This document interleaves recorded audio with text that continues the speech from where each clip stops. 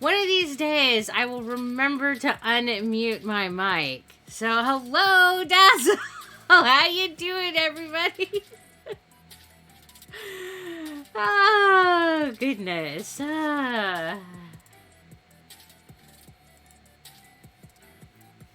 Hello, everyone. Hello, Warped. Hello, Cody.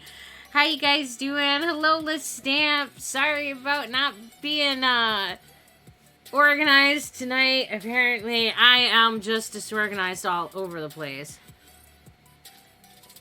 A few minutes late, can't turn my mic on. I'm a hot raging mess. Ugh. Hello there, Chris. How you doing? All right, so tonight is the night that we are doing the poetry reading as the redeem for your guys' community stuff. So yeah, you get that tonight.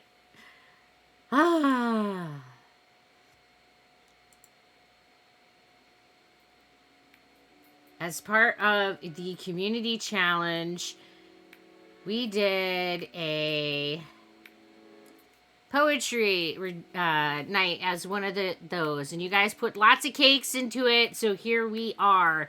You are getting a poetry night.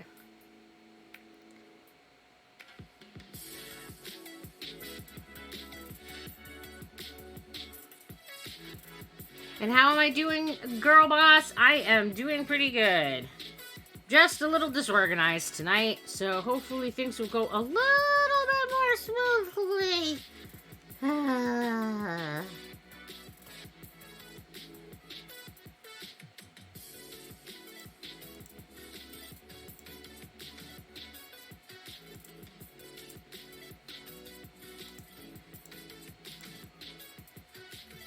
All right. I'm sorry I can't stay on because it's Easter, but if you upload it to YouTube, I will totally watch the whole thing. Well, it will absolutely be on YouTube. I will be uploading it onto my Twitch VOD channel, just like all of the other Twitch VODs. So, yeah.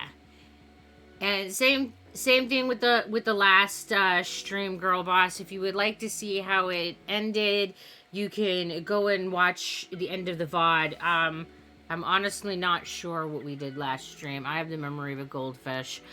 So if you'd like to see how things turned out, you could go watch the VOD.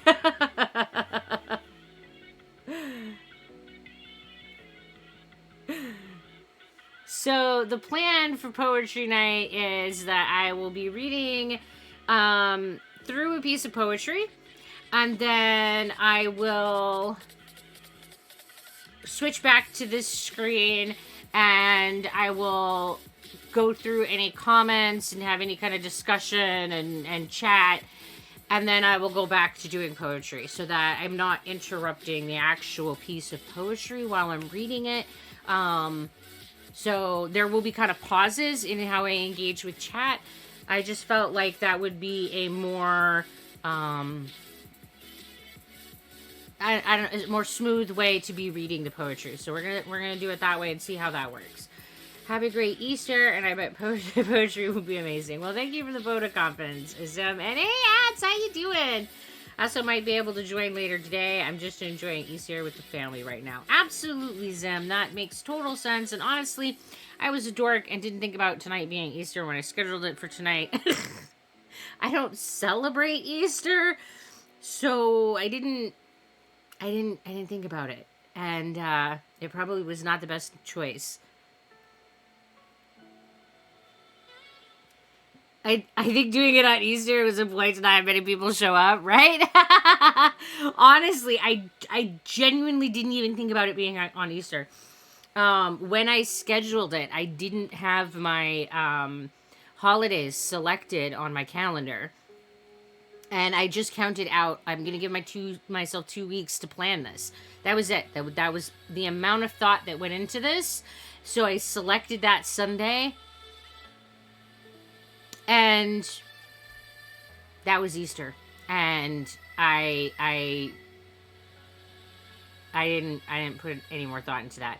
Had my holidays been selected, I would have gone 3 weeks out and done it on next Sunday.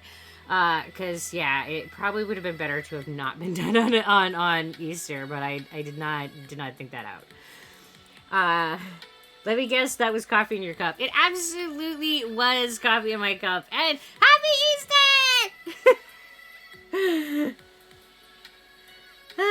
So yeah, there's that. Hey, how are you? Just wanted to stop by to say hi. Well, thank you for saying hi. We appreciate it. And I have coffee grounds in my mouth. It's driving me nuts. And yes, coffee. And Mr. Rich is a god. He's always making me coffee. Where's the bunny suit? Or at least the bunny ears? I don't even have a bunny hat. I mean, I have like no Easter stuff. Like there was no Easter plan for this. This was not even like thought out as being an Easter thing. And hi, Cookie Hunter, how are you doing? Like that's how much I thought about this. It was like, oh, just like Easter's was not even on my radar. I was just like, oh yeah, this many days out. Yep. All because one box was not checked on my calendar. So there's that. So here we are on Easter. Hi guys. Hi. All right. So we are going to do the poetry night, and hopefully it won't be a total kerfuffle. Yeah. We'll see how all the... Oh, that didn't go well.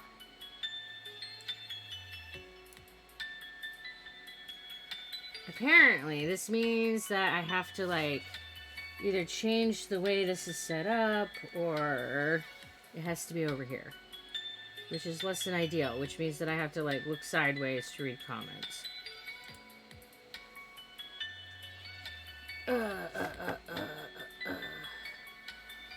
Let me do a quick, let's see if I can.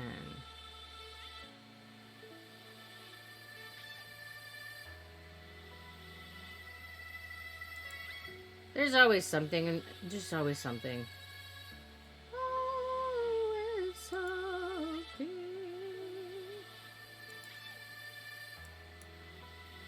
Let's see if that fixes it. Yes, it does. Da da da da.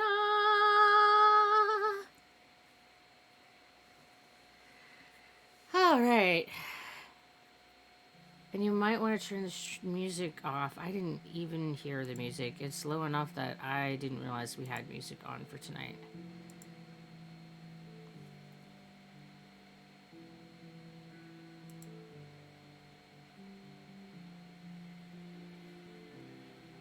Boop. And music is off, because, yeah.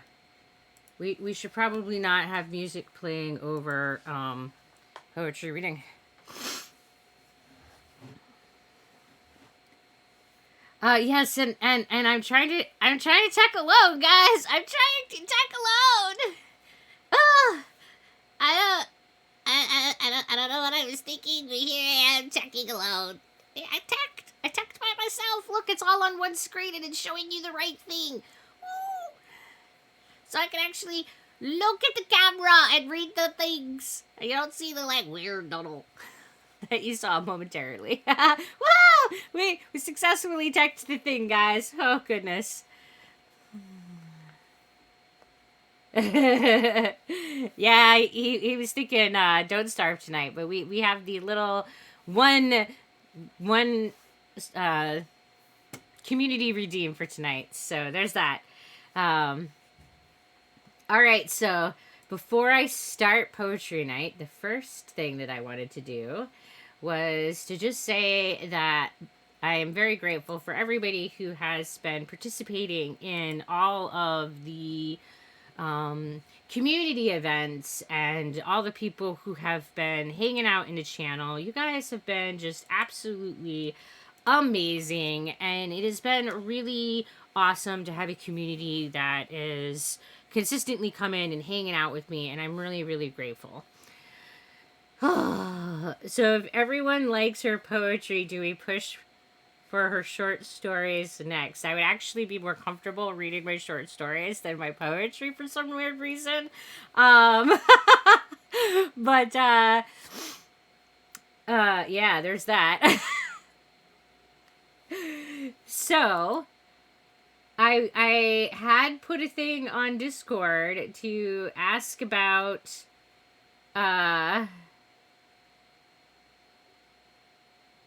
what the next community challenge was going to be, and I didn't include short stories because I honestly hadn't even thought about it as an option.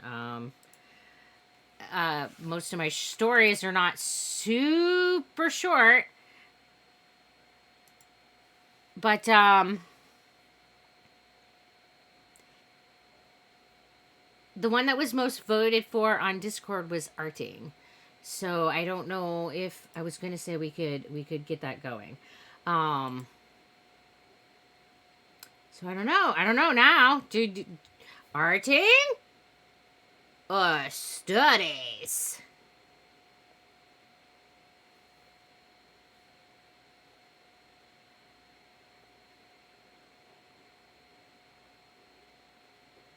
Because there's definitely, and that's all right, girl boss. You have a great night. We really appreciate you, and I hope that you have a great holiday. And thank you so much for coming and hanging out with us. Your short stories are fiction, where your poetry tend to be more where you are at when you write them, much more vulnerable. Yeah, I think that's part of it, which is one of the things that I was going to talk about my poetry and warn people. Do you have one about Robo Nun? I do not. So the next community challenge is going to be for me arting.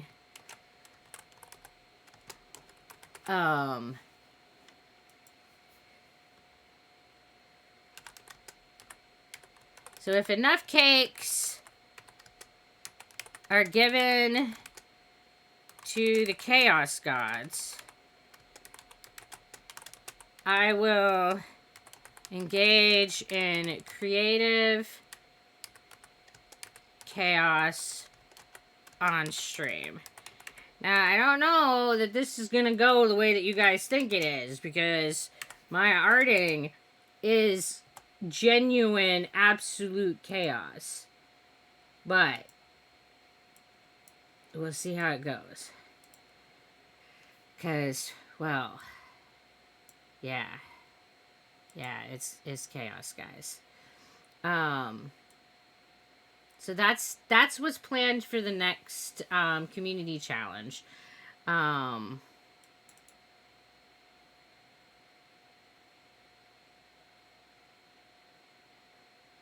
have absolutely no idea at this point how I'm going to be setting up a arting thing.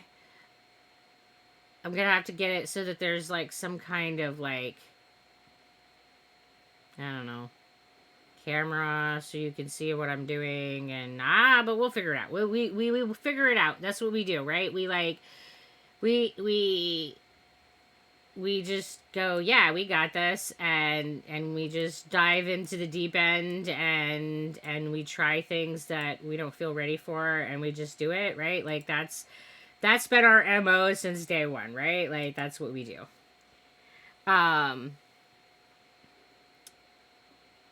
And time to break out the tarps, like. And we're doing a wiggle. Thank you. So you should be now seeing an arting night at the top of your chat. So that is going to be the next community redeem.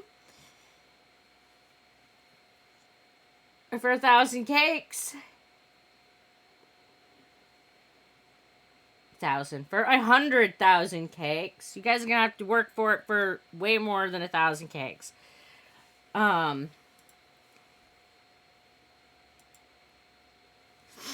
All right, so as far as the poetry goes, I wanted to give you guys just a little bit of a warning about how this poetry is. I tend to write poetry when I am in an emotional state. So that means I am feeling something. So a lot of this poetry is raw. A lot of this poetry is sad. A lot of this poetry is talking about things that are on the darker side or uplifting, whatever. But it does not reflect how I'm currently feeling, and I am okay. So if we get to a piece of poetry that is talking about something that is doom and gloom, I just want to reassure everyone right up front that I am okay, and this is how I process a lot of the big feelings that I have and a lot of the complicated things that I'm feeling when I am dealing with this stuff. And because of that, a lot of my poetry has been perceived as being dark, or I've even been told, are you okay? You know, I've been asked, are you okay? Are you feeling suicidal right now? No, I'm fine, guys. This is just how I process the shit. So I just wanted to put that out there, that this can be emotionally intense. But I'm okay. This is just how I get it out.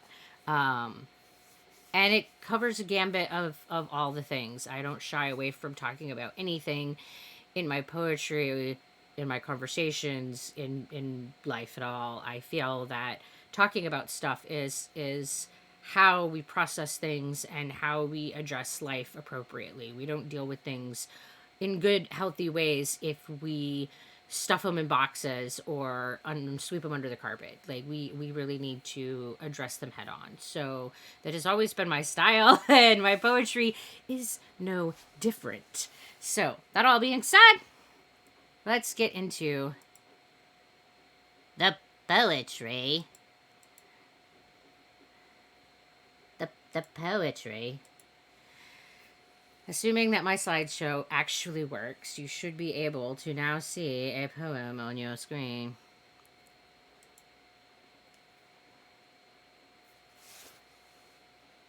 So most of my poetry is named with a number, because I can't name poetry to save my soul.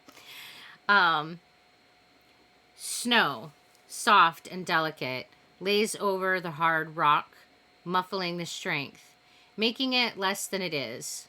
The stone is still there, laying beneath, but made cold by the imposing snow. Thin, pristine, white, all that the world sees, all it can know, a simple mask.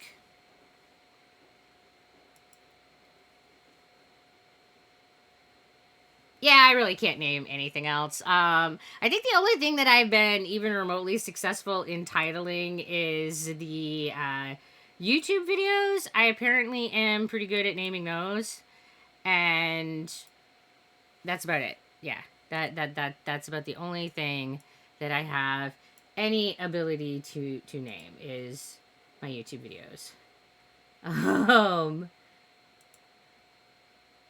Yeah.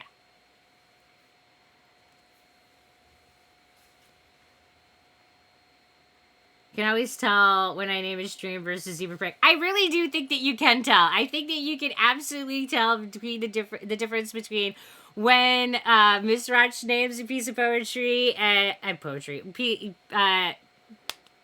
difference between when Miss Roch names a stream versus when I do. I feel like I must have a cup of coffee to go with poetry night, right? And there are a handful of poems that are named and actually have titles in this, and I did not name them. They are titled because they have been published, and the publisher named them. So there are a few in this collection that are titled. So if you see that there's a name to it, it wasn't me. I figure I'll just put that out there too. Coffee, tea, some good hot chocolate, maybe a scone to go with it. Oh yeah, that's like a great addition for for the whole like chatting and hanging out kind of experience, right? The other thing that I should put out is that I have absolutely no idea how much time it will take to read a poetry because I've never done this.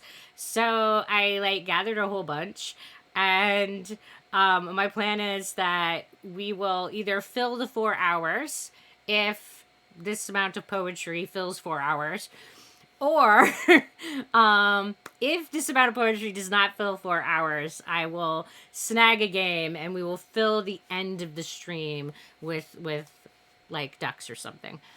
But I'm like, I have no idea how much time it's going to take to do a poetry reading because I've never done it.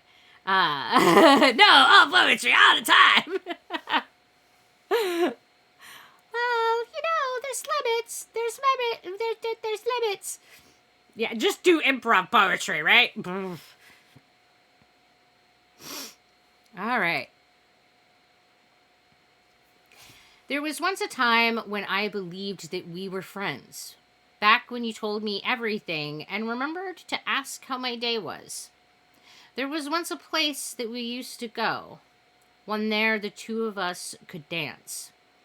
There was once a dream that we shared of growing old and forgetting everything together.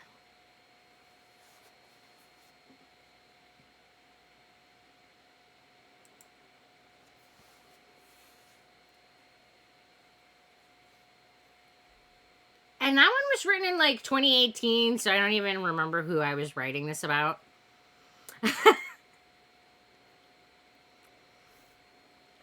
I mean, I think that's the other thing that's kind of interesting about my poetry when I go back and reading it,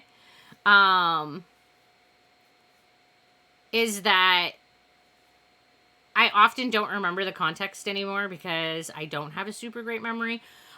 Because the titles are the dates, I could go back and look at my journal because I journal extensively, but I usually just go, okay, that's a thing now.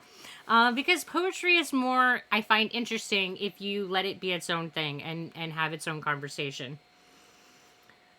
And that one hit for you?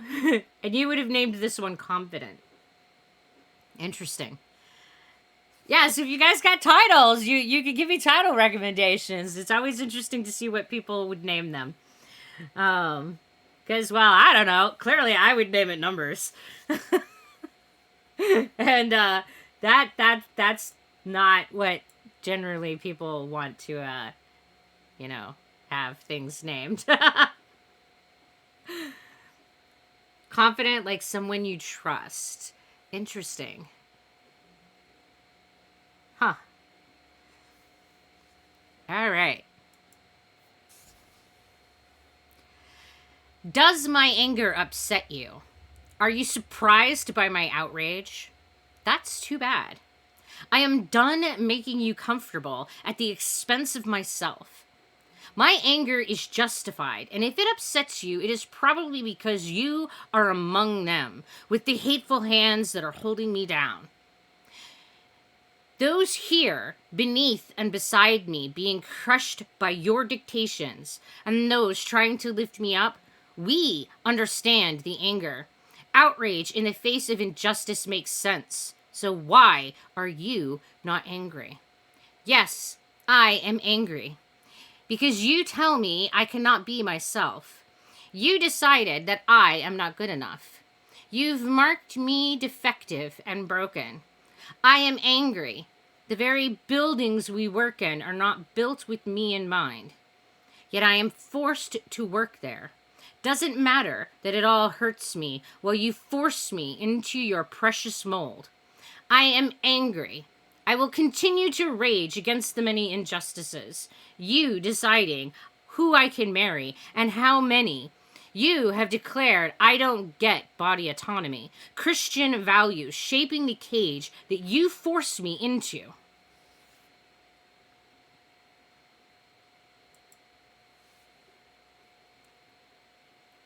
Hello, what are your pronouns? I have no pronoun preference. You can use whichever pronouns you like.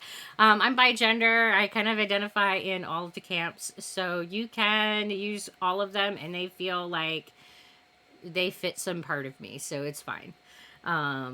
He, she, they, yeah, it's all good. I just don't find that I have a strong association with any one of them. And that's okay, Cookie. I don't know how to spell most of the time either. If there wasn't a spell check in my computer program, who knows what the outcome of most of my spelling would be. And how you doing there, Domisek?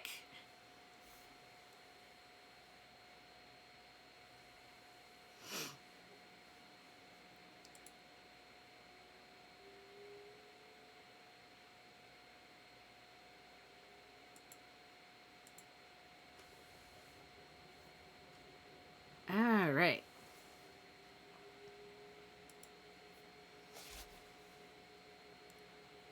This diagnosis, describing a part of me, a bit of my fundamental self, not a thing separate from who I am.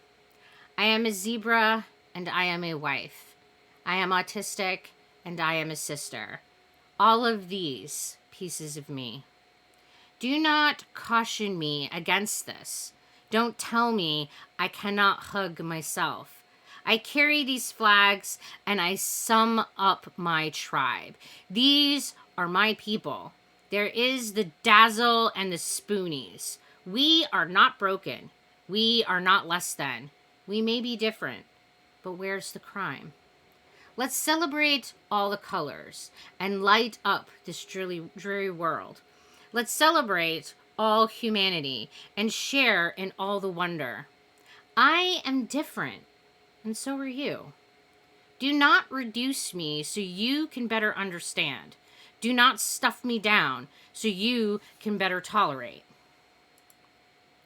Accept all that I am, all the strengths and all the weaknesses.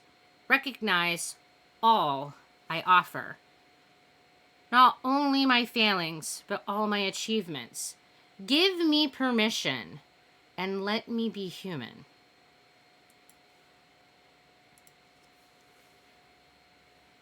And hello there, Gex. How you doing? Been following for 5 months and 3 weeks. You've been here since the beginning. Well, almost the beginning. I mean, I've only been here for 6 months. I'm gonna be annoying and give everything a title. Just tell me to stop. Oh, you're not annoying, Cookie. That's fine.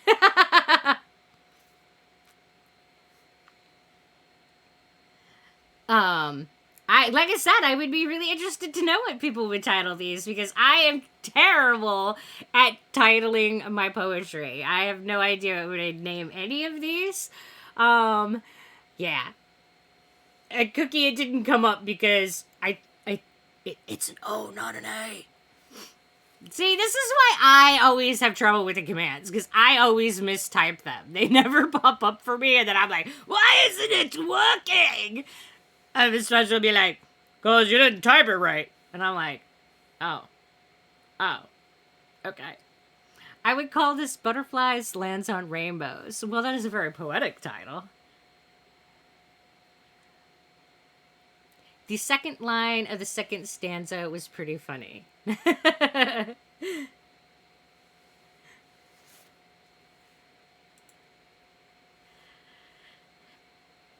And my brain goes, I have no idea what the second line of the second stanza was.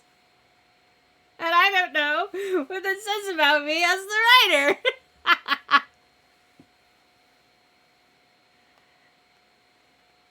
And see, Cookie's been lurking around right from just about the beginning, too.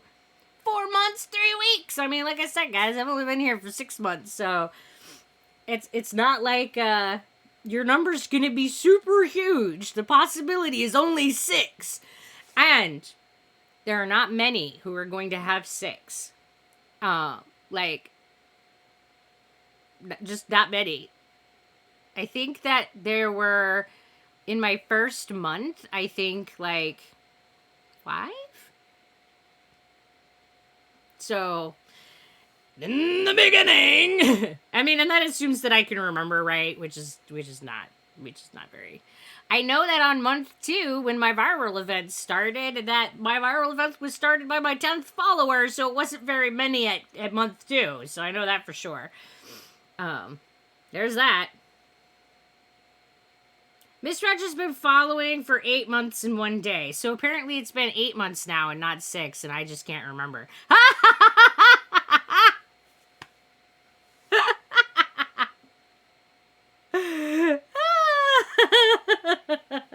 Been longer than 6 months, Miss Raj says. Yes, Miss Raj was my first follower, so we know for certain that whatever his is how long I've been here. He followed me like, I don't know, like the second or third day I was like streaming, so I really thought it was like 6 months. I don't know. Whatever the month before October is, isn't that 6 months ago? I can't math.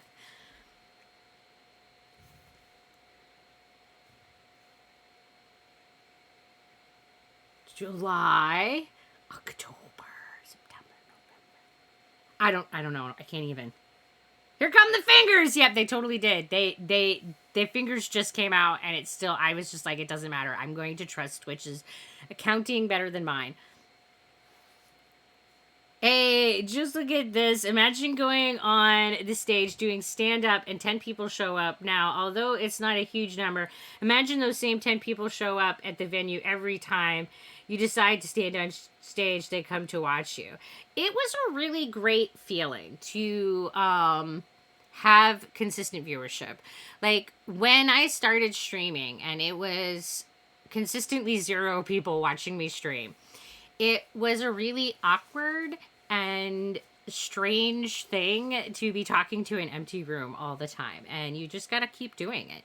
And you got to pretend that there's an audience there, because you never know when someone's going to stroll on your stream. And you want them to see what you're going to be like when they're there, not when they're not there. So once I consistently had even 1 or 2 people in my stream, it felt really nice just to know that I wasn't talking to myself. It was really, really nice. So I've always been just like, yay, I have company. The number so much wasn't,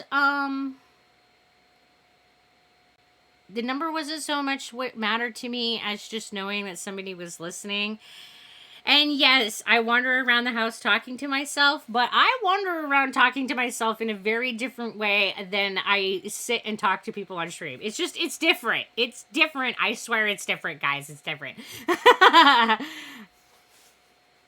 And yeah, it feels like once you have 1 or 2 followers, it feels like, yeah, I've been seen, and it's going to be like slow and steady growth. Like, for me, it wasn't like that. It was just like a Wildstorm explosion, but yeah, of course. Yeah, I honestly have no idea what kind of like conversations and noises I make as I walk through the house, being verbal to myself, because I'm totally not aware of it. But what I do know is that it is absolutely different to talk to an empty stream than it is to talk to a stream that has just 1 person in it. It feels very different. And I know that it's not just me that feels that way. And I also know this to be exceptionally true because I find it really easy to get on stream and do my thing, but I find it hard to record for YouTube. I find it really much harder to do my recordings for YouTube because I don't have the audience. For whatever reason, the presence of an audience makes it so much easier for me to engage with the thing and do the thing and just like come to life and be my person. And I think that it's just because I'm an extrovert and I get more energy just knowing that people are around, and I feel more comfortable when people are around. But I don't know. Yeah, I need that live studio audience. And hey there, Clips a tip. How you doing? I do seem to do better when I have a live on. So YouTube is definitely just clip. Oh, cool. YouTube has definitely been a really interesting learning curve because recording for YouTube has been a very different experience than getting on and doing recordings and being live and then doing clips or edits from the streams. It's definitely been a really bizarre dichotomous, like, very big difference. Just it's very different. And at first I thought it was really just me, and I thought that, like, why is this so hard? But then when I, like, started talking to other creators, I found out that this is an exceptionally common experience, that the majority of creators find it much more difficult to record for YouTube than to get on to lives and feel like they're engaging with real people. And that's because the majority of creators tend to be extroverted people, and we tend to feel more comfortable when we're around other people. That's my theory. Anyway, I don't have any, like, actual science on that, but that's my theory.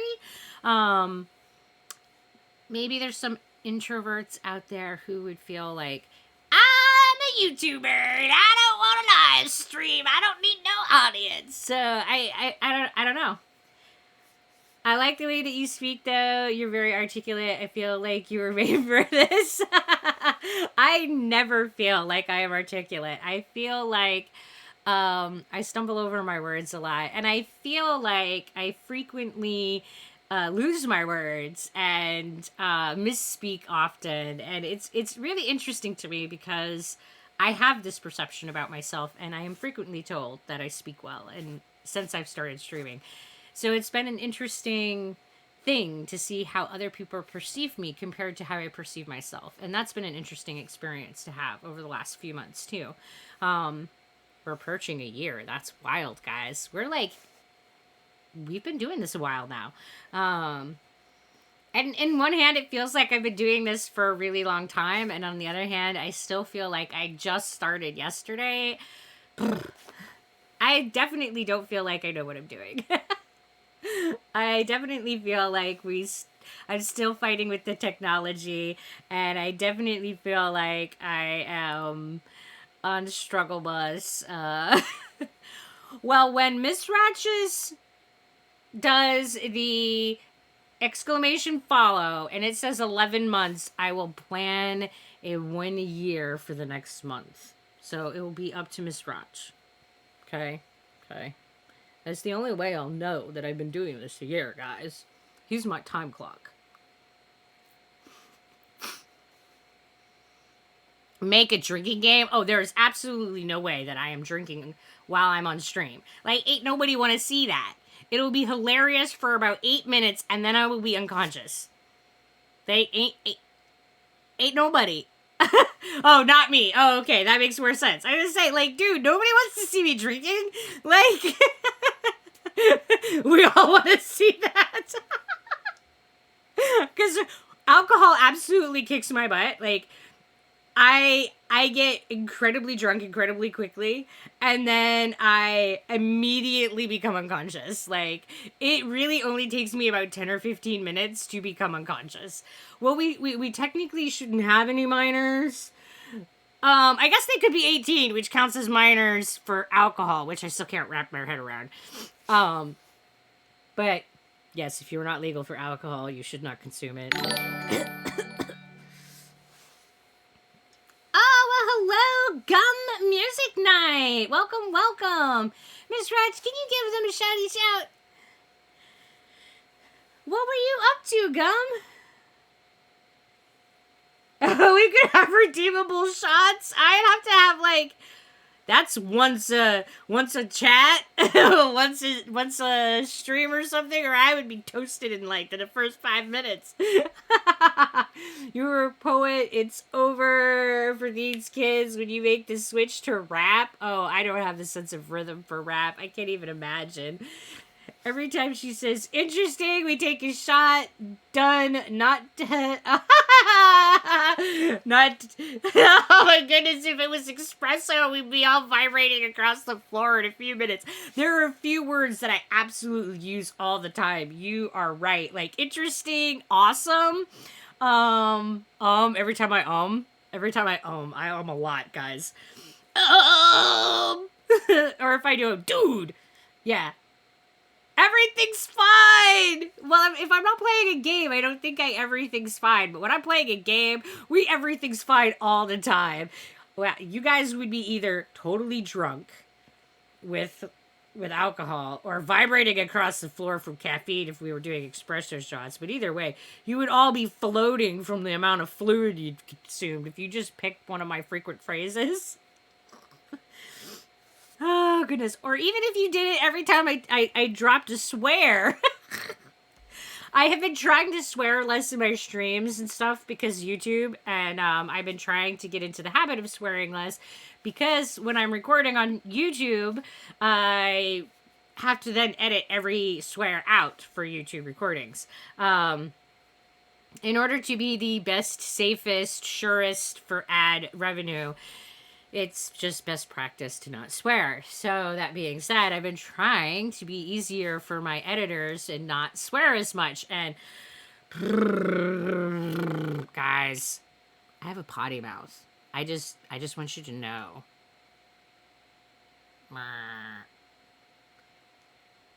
How did ads black out? Well, she was watching a drinking stream with a zebra pig.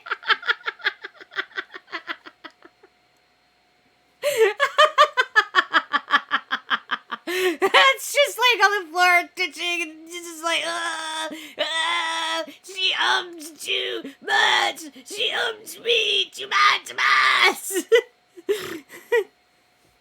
I thought this was a poetry stream. Of course it is. We're getting to poetry. You guys just got me on a rant. Next poem.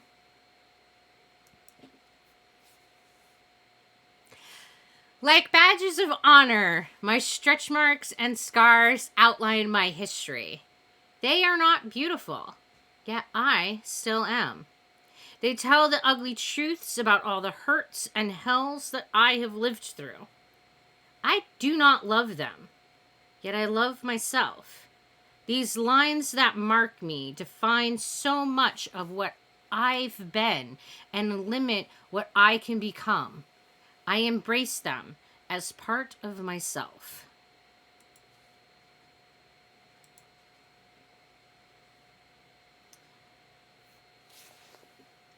I don't know about anybody else who has scars, but I am frequently told this weirdness about, oh, your scars are beautiful because you're beautiful. No, my stretch marks are not beautiful. They're not, and that's okay because you don't have to be all beautiful, and I'm okay with parts of myself not being beautiful, and you can be a beautiful person and not have every single part of you be beautiful, just like you can be a good person and not have every single part of you be good and perfect.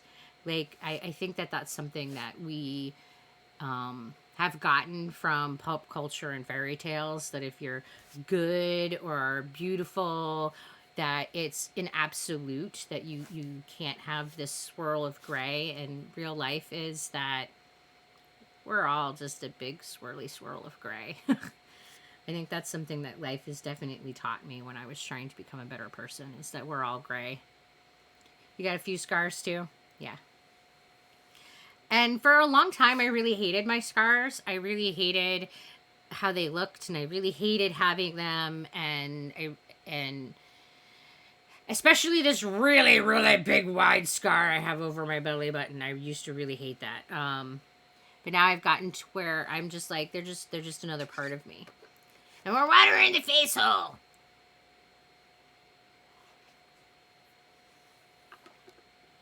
And thank you, Clip. But yeah, it took me a long time to get to where I was able to let go of what society told me was beautiful. And some of that was because I was also hung up on the idea that I had to be what society told me was feminine. It took me a long time to get over that too.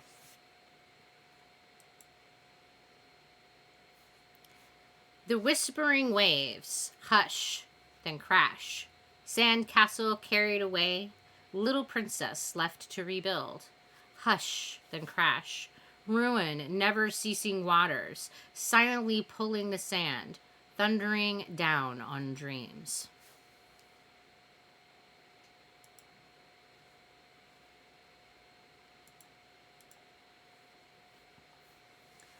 I feel like a lot of what we build in life is sand castles.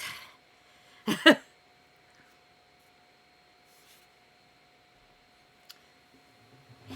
there, applesauce. How you doing?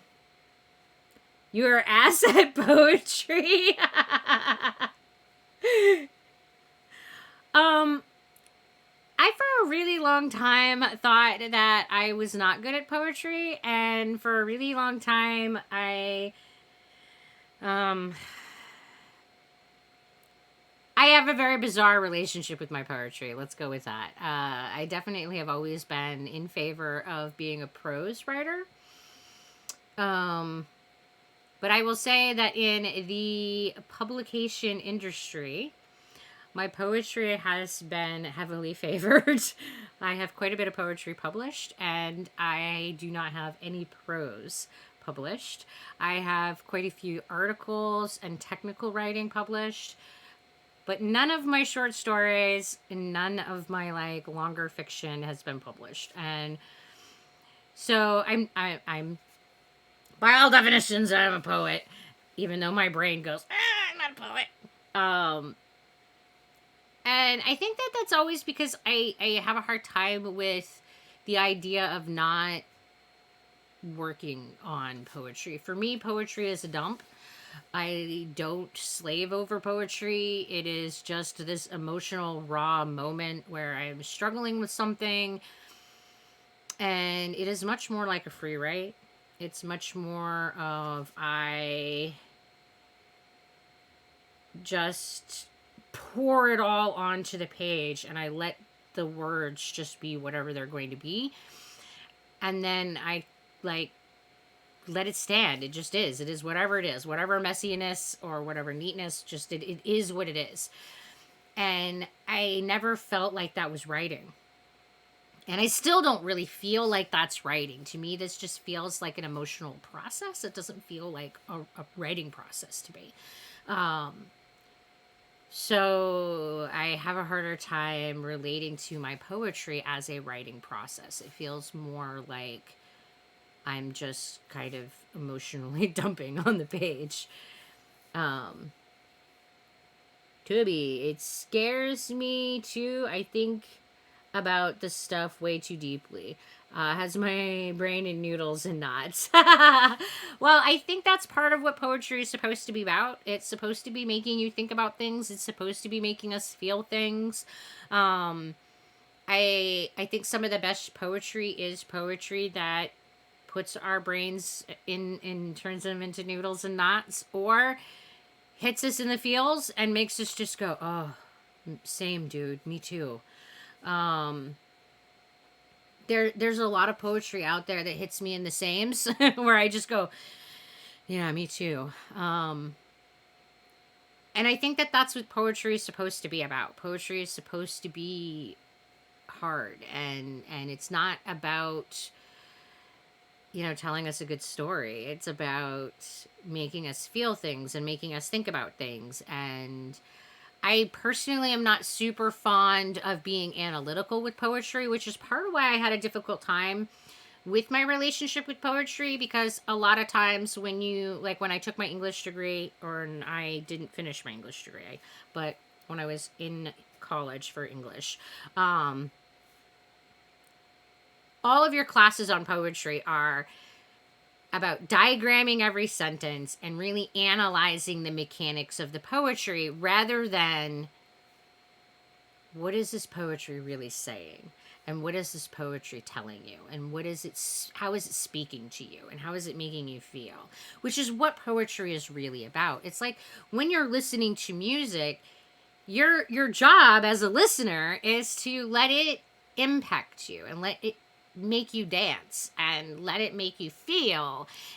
You're not expected to be hearing each individual note and knowing what the different instruments are and how one rises and one falls. And yet, when you take an English degree, that is how they want you to approach poetry. And I think that's part of why I had such a hate for poetry, because I didn't feel like this is how any type of literature should be approached.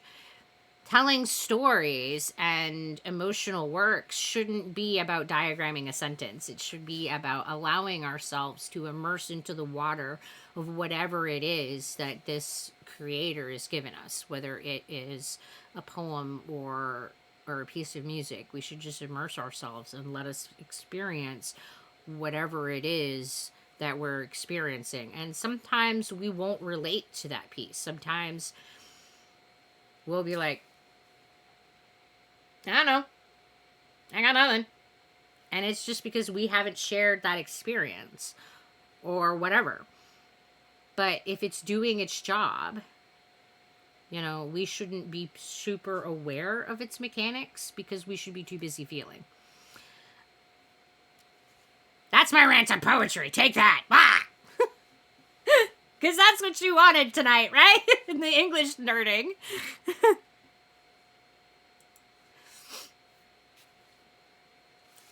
Don't tell me everything is all right when I know that you are breaking, crumbling inside into 1,000 fragile pieces. Doff your mask and put aside your hat.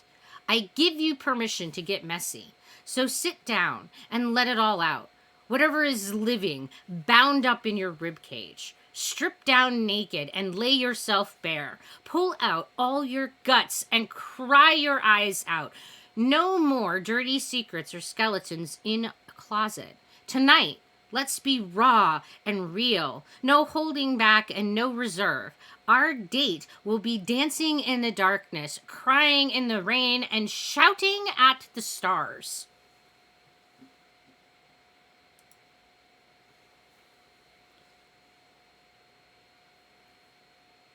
So Clips has been here for a good amount of time, too. And now I'm like, 8 months. I'm still on that. 8 months. I've been here forever. How did 8 months happen, guys? The cat drank the fontana of birds to seek the knowledge of those who are missing. He drank and drank, but through the bitter dirt, he still knew nothing but the pain of his hissing balls. Tiger climbs peach tree.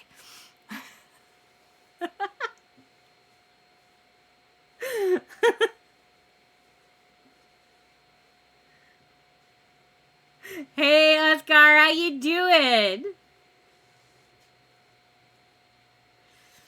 And how dare he? How dare he take my balls? I trusted my master, and he put me to sleep, and I woke it without them. Whoa! Going with the Asia theme. Okay, hey, you go with whatever one works. I mean, I don't have it. Well, I guess I do have a theme. Numbers. Numbers was the theme I went with.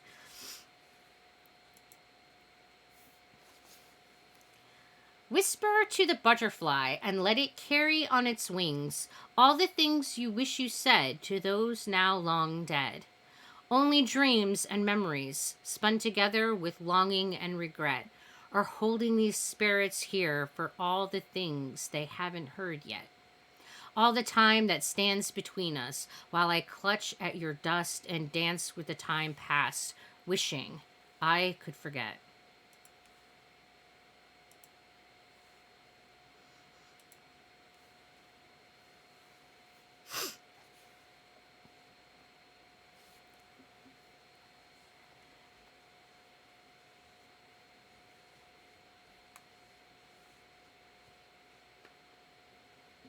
Water drop on butterfly wing. All right.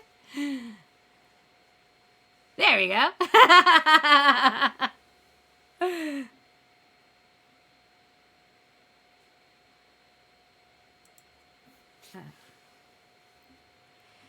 I feel nothing but the empty, surging huge inside me, filling all my spaces and silencing all my songs.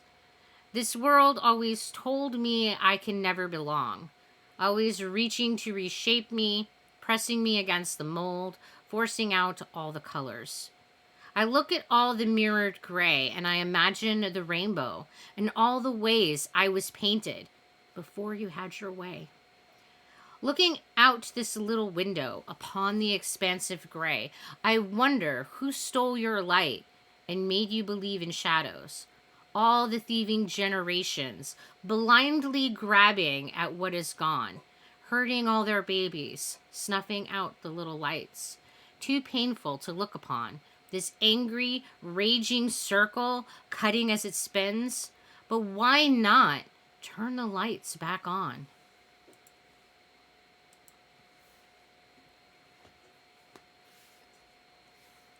More coffee, more coffee.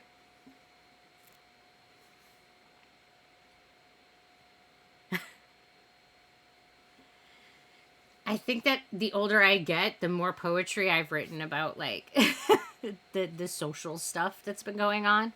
So there's been a lot of that lately. Gee, because I have chronic illness, there's definitely a lot about those themes. I'm gonna stop naming them. It takes away from the magic. I didn't know there was magic going on. Hi, Angel. Happy Easter to you too. It's cool poetry. Well, thank you. I'm glad that you're enjoying the poetry, Cookie. I was worried that poetry night would be too different than the things that we're usually doing. But then again, I suppose that is the whole point of a community redeem, is to do something that is completely different than what you're usually doing on your stream, so that you can, like, give your audience a treat and a little special, ta-da, here's something different. Like, I get it. That's the point. And I definitely do not have enough poetry, like enough volume of poetry to do this on any kind of regular basis. So it would definitely be a very rare event. Unless you wanted me to read the same poetry over and over and over again, which seems like that would be exceptionally boring. Lies?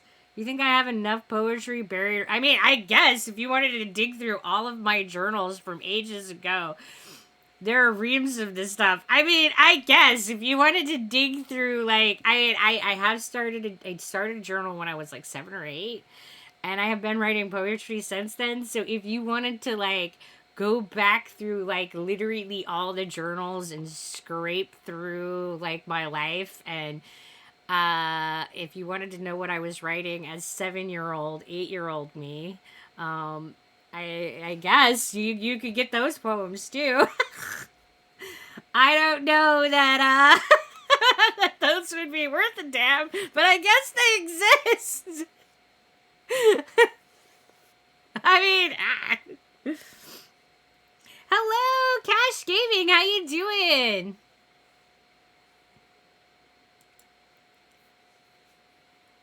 Eggshell fragile with new skin, freshly shedding the old, sitting here in the sun, not brave enough yet to venture, recalling all the things that I thought made me, and suddenly realizing I'm none. I'm only this, bare, naked, new, nearing the last days, but always just born. Still discovering everything around me is awe and luxury, always still so new. Standing on this earth, I can never be old, forever just a child, confused, seeking, lonely, hoping for the answers, and realizing I have none.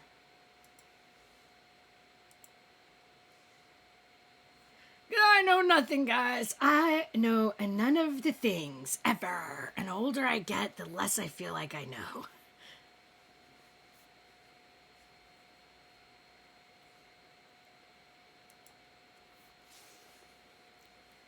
Broken dreams scattered at my feet. Confetti hope flutters all around me. Just another diagnosis, another tagline. This body betrayed me, stole the self I imagined. Now I am left with all these pieces, trying to put something together.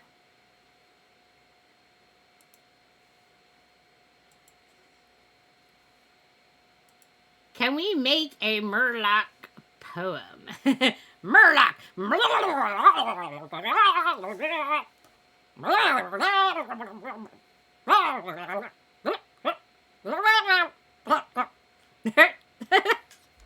I think that's my Murloc poem. There you guys go.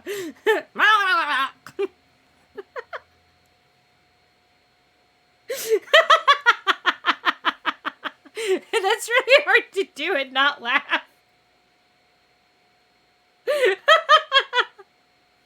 New clip, guys, take it. Best one of the night.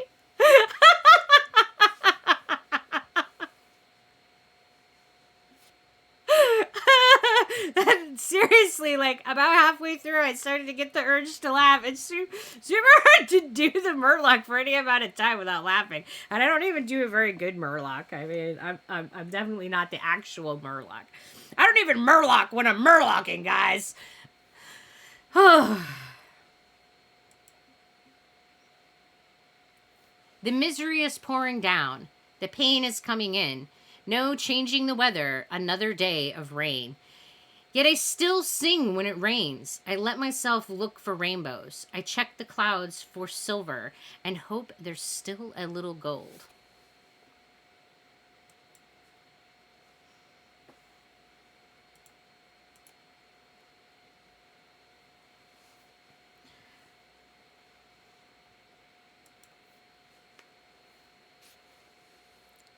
I dream of just a normal day. A day without pills. One without appointments and not having pain. I dream of a single day that I could do anything. Run or dance or sing and not being afraid. Just a single day for doing anything. Catching butterflies or painting trees and sipping on tea. Just one day. A single day without any compromises and without any surprises, no broken promises and no delays. Just a jump out of bed and yell at the sky kind of day.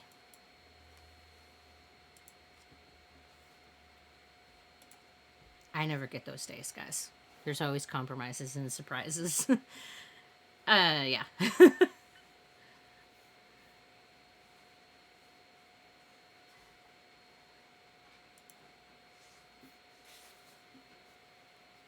I am tired of being sick.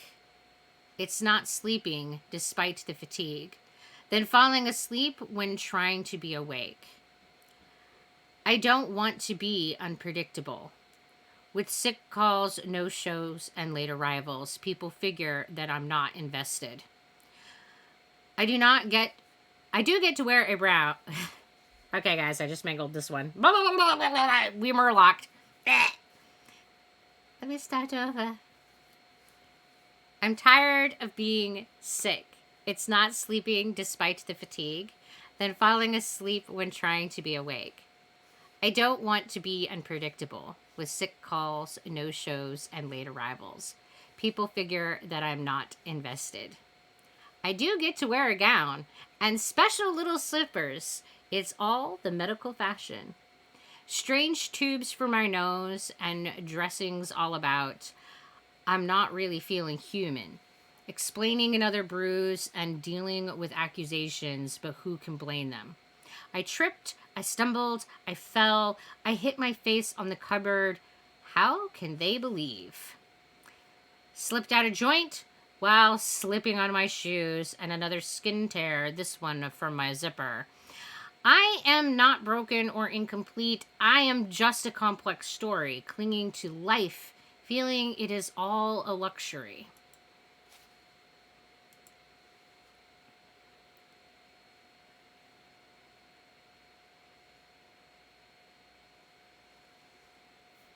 You saw my story? Which story is that, Charlie?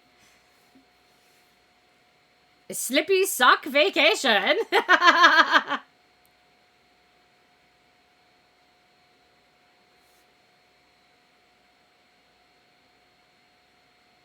It has no sound.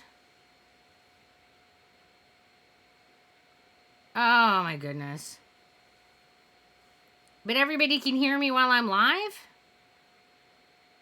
And at least I'm recording it so the VOD that I post on YouTube will have sound. So there's that.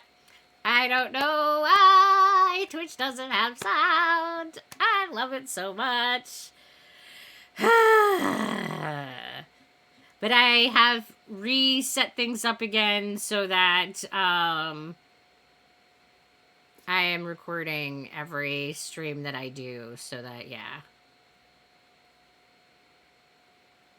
Have I started cross-posting on YouTube? I'm not sure what you mean by cross-posting. I have it so that every VOD that I have from Twitch will be posted on my Zebra Pig YouTube, my Twitch VODs channel. And that's down in my About page. If you go to More Zebra Pig, you can follow the link, and that will take you to all my places. So, yeah. I haven't started streaming on Twitch, if that's what you're asking me. The plan is to eventually start streaming on Twitch. I am working on the habit of swearing less so that I can do the whole monetization thing on YouTube. And I need to be better about the things that I do while I am at YouTube, yeah. I do eventually plan on streaming on YouTube. Yes, all these names. This is the misspeaking that I was talking about. I do it all the time.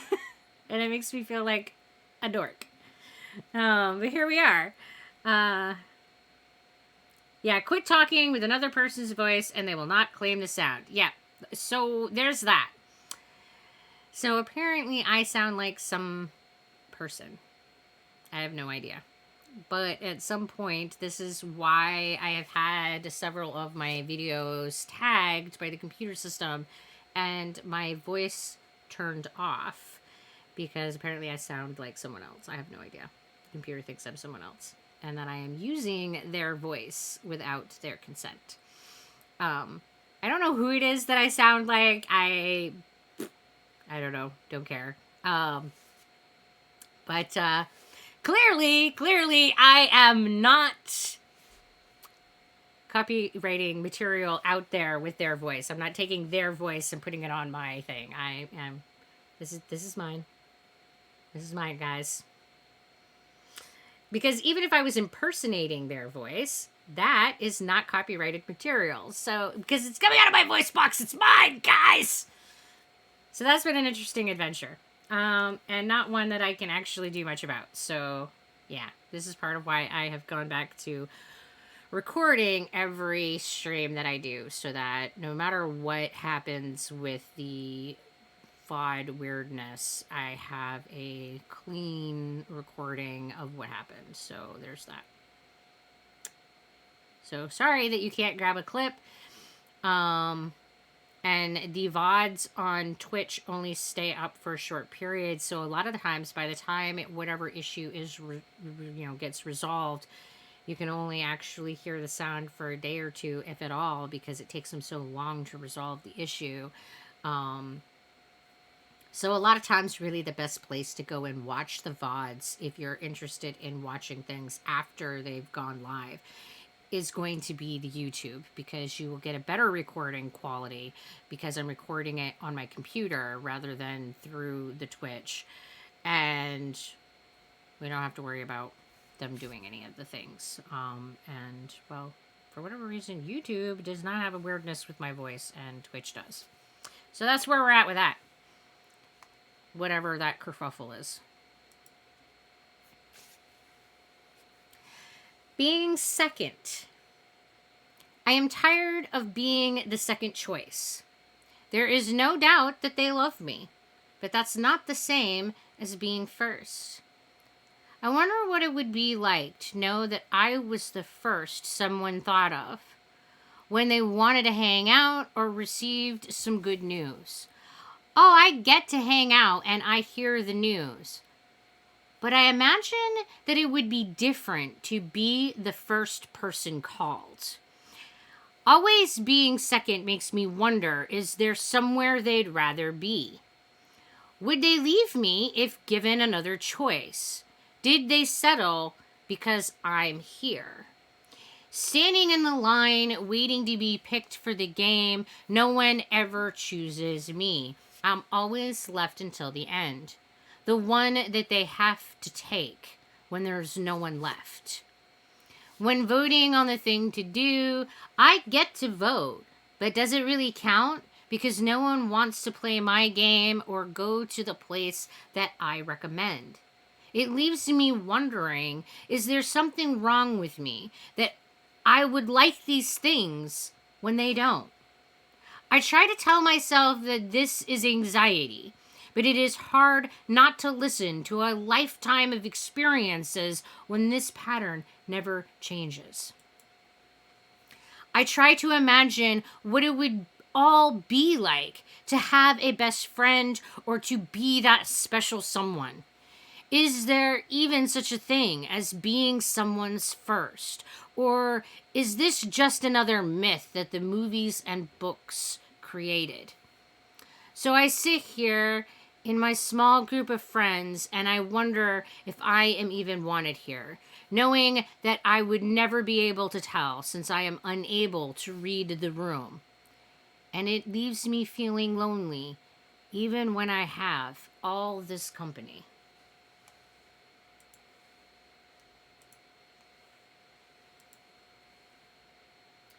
Dropping in briefly to say happy Easter. Well, hi,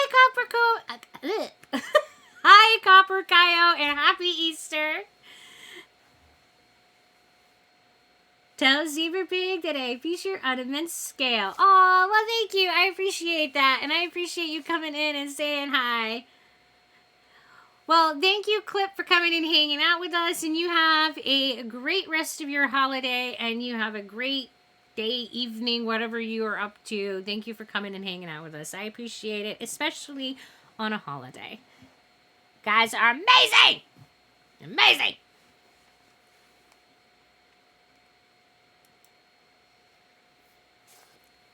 How dare you?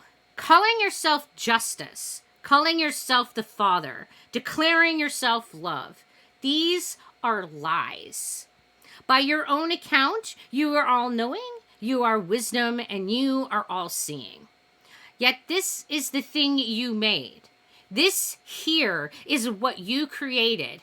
Why must something die for the living to continue? The child with leukemia, eye worms, and one kind wasn't enough? Screwworm fly maggots burrowing into flesh. Why? Why did you make these? All the many ways you decide our torment and torture, but this wasn't enough for you. In all your love and wisdom, you destroyed Job and his family, and you did it for nothing. Just a bit. You made us in your image. That explains the cruelty.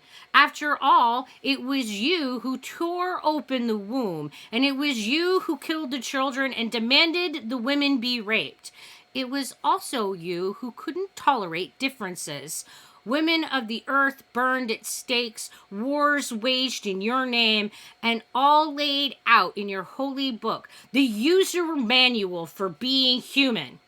The user manual, teaching us how to hate and how to be cruel. There is no love in God.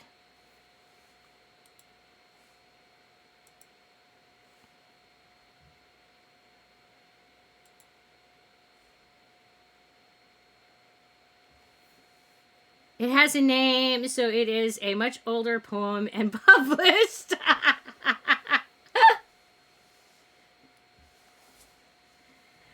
Well, you know that's the case. If it's got a name, any of them that got a name, it's published somewhere. Some of the ones that aren't named are also published, and the publisher chose to just keep the number. But every now and again, in fact, I'll say the majority of cases, when a publisher chooses to publish my poetry, they also choose to give it a title.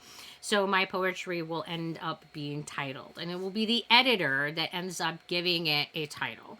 They'll be like, no, we ain't publishing a poem with just a number.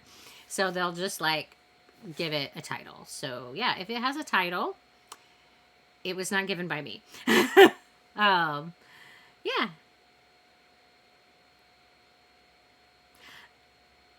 And the one that I just read was from my teens when it was published. God, yeah, it was a while ago. Yep.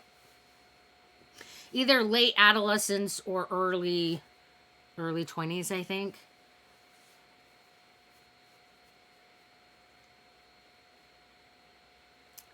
Yeah, that one's older. I think. I can't swear. Been a bit then, yeah.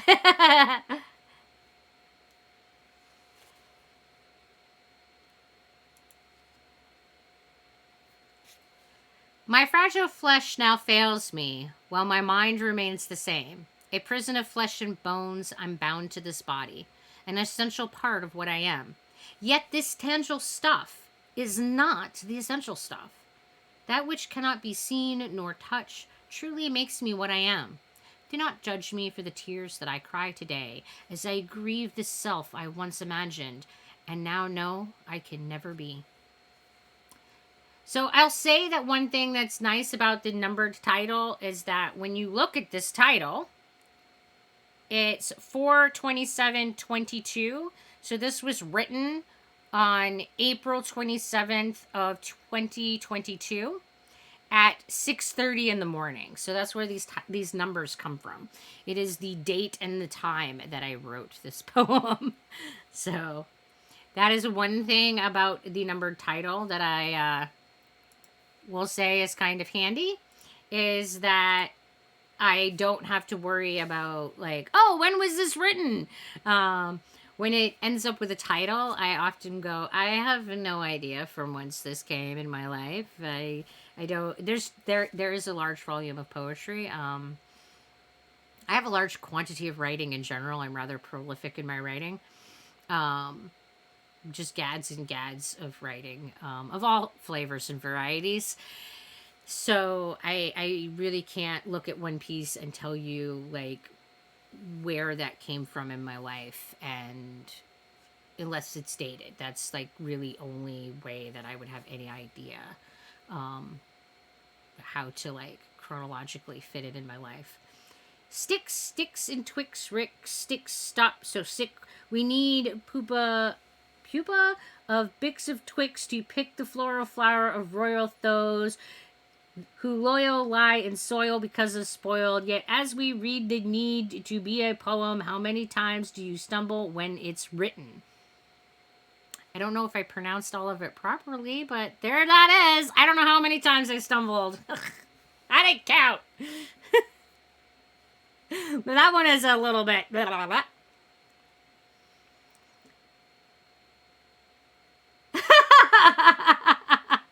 Every now and then I actually do pretty good.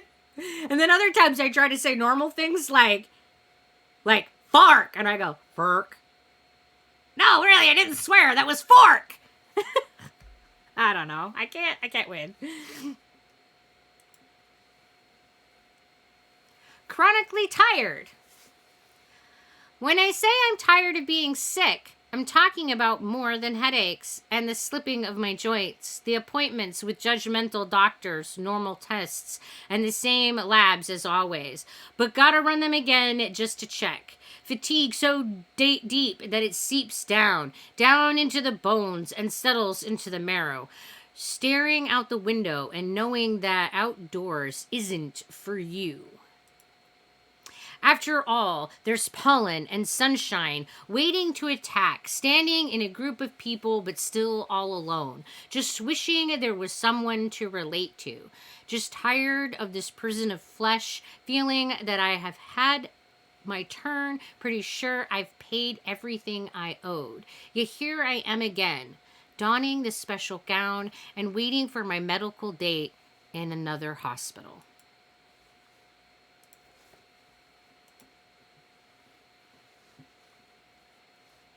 Dang, she didn't stumble. Yeah, it happens once in a while.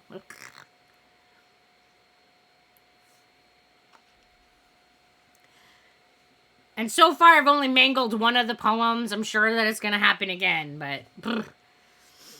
Because it always happens. Every time I start reading poetry out loud, I always like stumble over them and mangle them. So I was like, ugh! That's part of why I was like hesitant to do a poetry night, because I was concerned that I was going to like bumble over my own poetry, which just looks, I don't know, looks dorky if you can't even read the things that you read. I mean, if you can't read the things that you wrote, I can't even speak normal things. And this is what drives me nutty. Like, I read her, Uthgar's paragraph. I don't know your pronouns, sorry. I read the paragraph of things fine, and then I try to say a normal thing, and I go, Murloc! That's my life with words. You wonder why I feel that I take up too much space. Yeah, I do not. All I need to do is recall. Sit still so they can rest. Be quiet so they can hear. Lower your energy so they can handle you. All the voices I heard as a child are still speaking to me. They keep telling me to stop. Don't be my essential self. So I shrink smaller. Don my little mask. Do my best not to bother. To hide in plain sight. Quiet so they can hear, with the voices screaming in my head. Still so they can rest, with the vibrations deep in my bones. Stuff down all this energy, carefully bottle it up, doing all the things I'm told at the expense of myself. And when it's too much, it all rushes out, and you yell. You disapprove, shun me for the meltdown that you caused, all because I want you to handle me, to approve me, to love me. But that means I can have no space.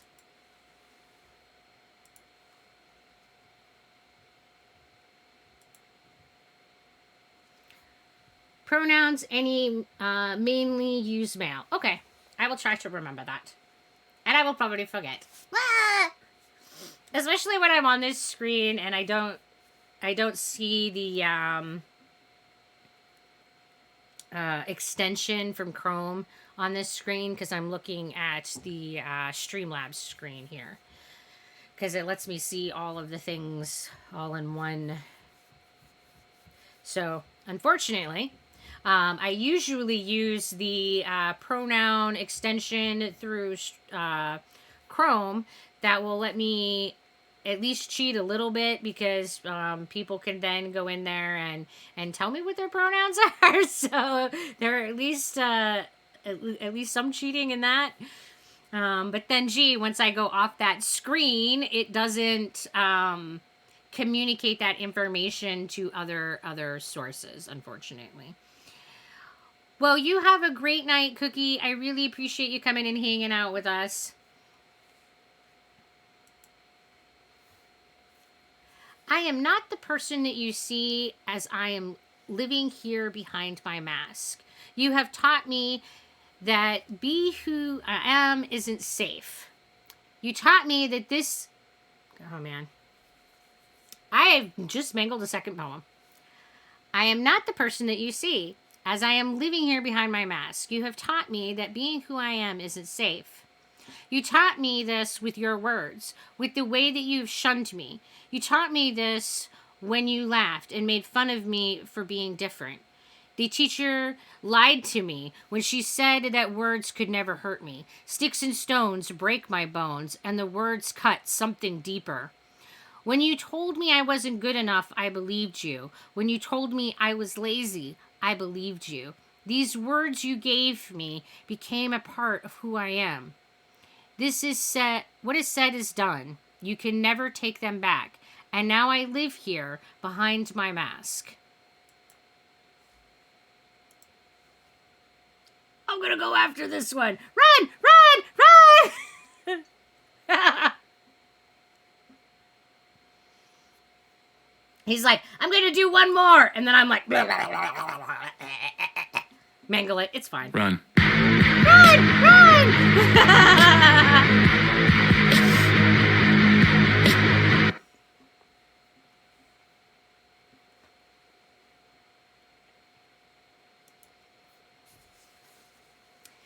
This thing that you call me doesn't change who I am, yet it defines me. This name, this diagnosis that you gave me, the name didn't make me this way, yet it shapes everything around me. The stigma for this label, marking every social interaction and limiting the choices that I can make.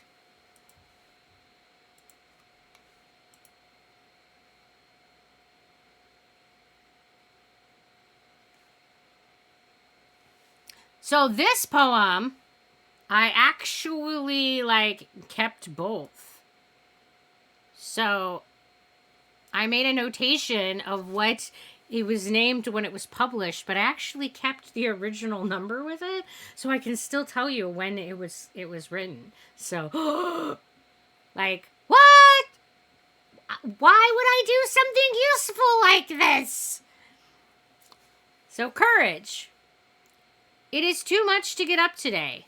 The pain completely overwhelms me.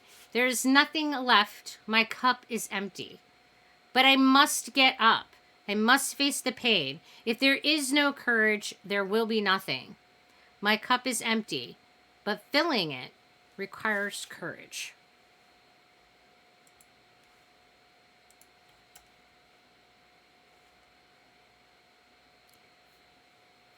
And some of these poems are super short, and then other ones are long, and it's Speaking of short one, here's just a really short one. You broke me, and I'm tired of you judging me for the scars that you gave me.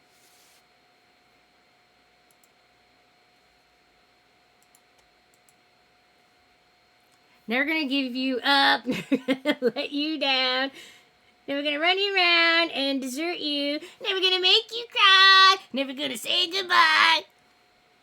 And I'm sure that's exactly how that song sounds, guys.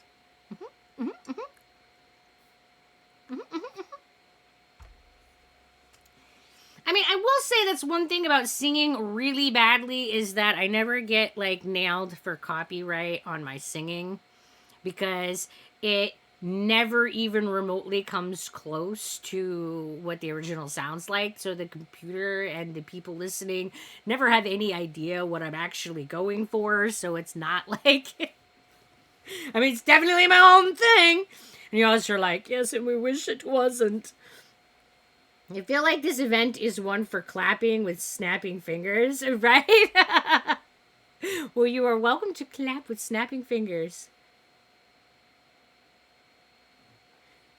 Holy shit! How did you get Rick on stream, right? I don't know how to say his last name. Astley. Astley! I'm sure it's probably not pronounced Astley. How'd you get Astley on stream, guys?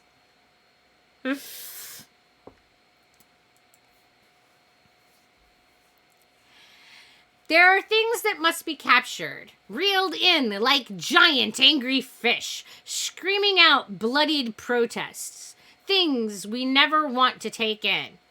Yet they make us so much more complete than the things of glitter, lace, and fluff.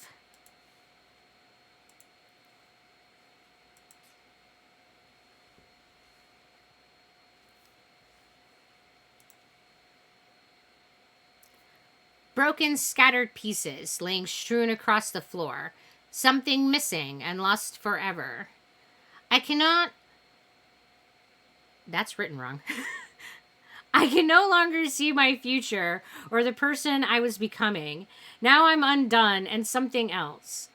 I am this diagnosis, this label that owns me, stealing everything I imagined I'd become and rewriting me without my consent. As my body cracks and crumbles, my hopes turn to dust, leaving me here to stare at my mortality in the mirror. So this is an example of how I talk about my poetry being a stream of consciousness and not really clean and polished finished pieces. So oftentimes when I go back and like try to read them out loud, I go, that's not right English. Oh well, there it is for all the world to see. Cannot know. It's not right. Don't cannot know.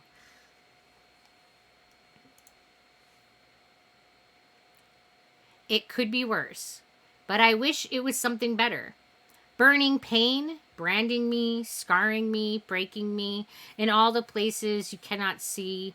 I walk through the crowd, a specter of suffering unrecognized, looking the same as those around me, and I wonder if they feel the same. Bitter iron bars caging around me, biting down into my bones, seeping into the fundamental programming, forever altering who I am. I clutch upon the thing with feathers that perches precariously in my soul. I wish I could hear it sing. Letting the little bird go, I watch it fly away, and with a fragile voice, begin to sing.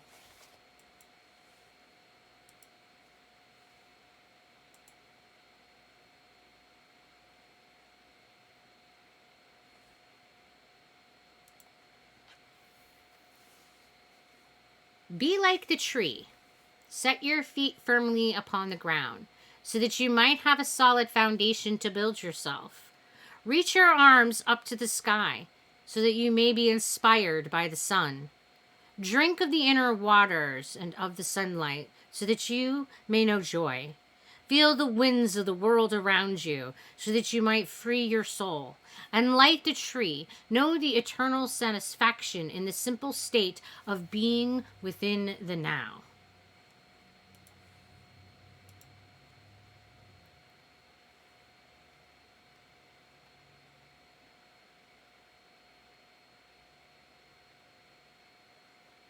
Hello, Life is Cringy. How you doing? Cynthia, Jesus died for our sin. Jesus cried, runaway bride. Julia Roberts, Cynthia, you're dead. You're dead. I have no idea what I just read.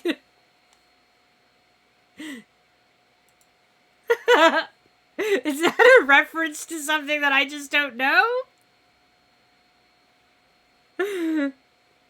It's poetry! Okay. Then I don't know what that poetry is talking about. I don't know what I just read. It definitely has a lot of interesting sounds to it.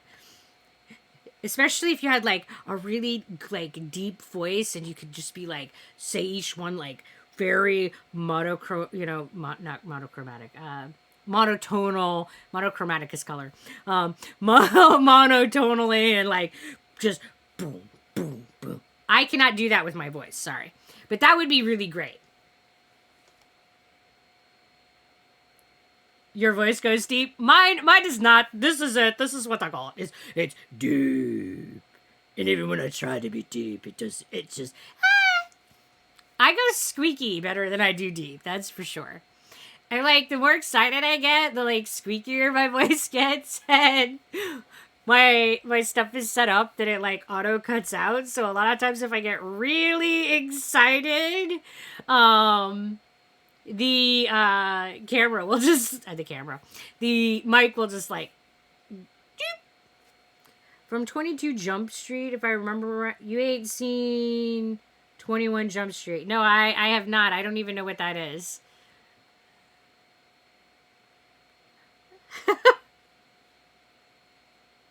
Is that a movie? Watch the video. All right. I will have to like watch the reference so that I will know what is being talked about here. So if it is a video that you would like me to watch, you can make the recommendation in my Discord and I will watch it. But I don't watch stuff on stream because that can get you in trouble especially where I don't know what it is. Because I don't know if it's appropriate. Yeah. That can land me into way too much hot water. If you but reach for it, you can hold all the world within the palm of your hand, not in the grabbing of power or things, but in the letting go of things that do not matter, to make room for the essential self, which is already all the world within.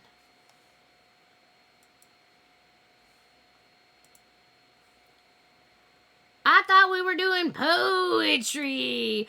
We're doing poetry and still trying to engage with chat in between poems because I don't want to ignore you guys. But it doesn't seem right to talk to chat like mid poem. So in between each poem, switch into this screen, check in chat. If there's stuff to talk, going on in chat, I will address chat and then go to the next poem. So just try to like balance both of not ignoring my chatters and also reading and presenting the weird collection of poetry that I have. So yeah, there's that. This obviously ain't Robert Williams' Dead Poets. That it is not. I did watch that movie once ages and ages and ages ago. I don't really remember it though. There's that. I remember. Oh shit! No, I don't.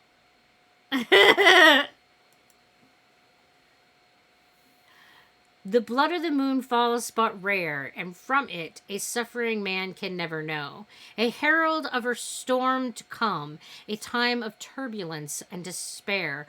But know that this moon, like all others, shall wane, and the next shall wax.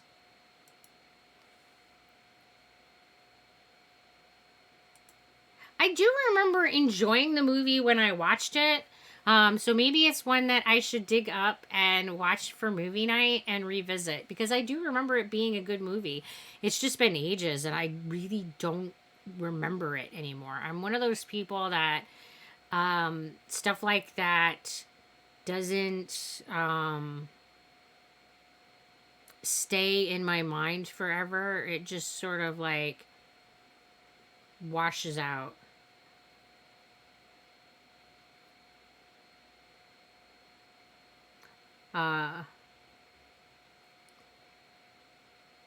Let's have it on movie day because I've never seen it. Well, put it in the recommendations on Discord because I will forget.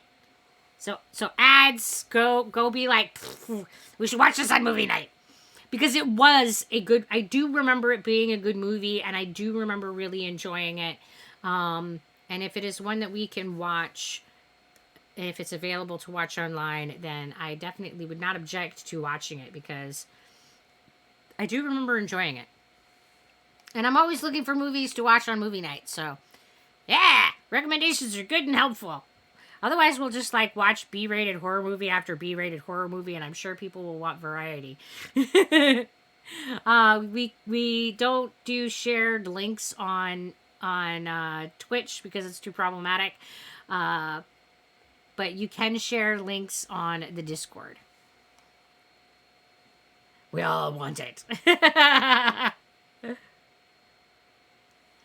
Dreams and hope, imagination and illusions, things are not real, yet so close to touch, beneath the skin and crawl, influences of the mind, making that which could be now what is so very real.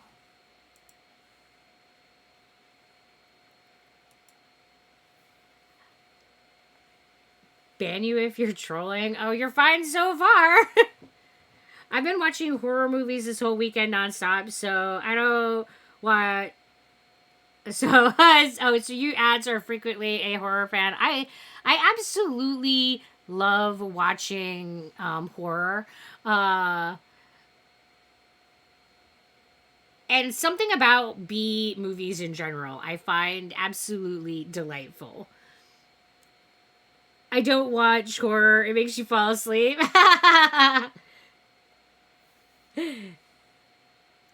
I mean, it definitely depends on the horror. I mean, there's definitely some that you can fall asleep to, and then there's some that, if it's done well, you're definitely not going to sleep. So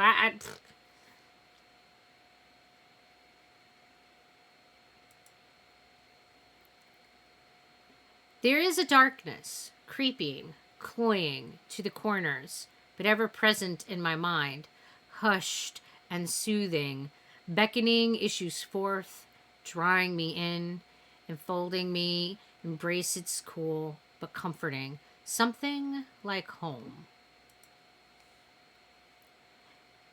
Hello, the great Noah, and happy Easter, everybody. Hello, hello, and happy Easter. Yes, I totally planned this. That happened. Planning happened, guys. I don't know if it was good planning, but planning happened. And thank you for the lurk. We appreciate it.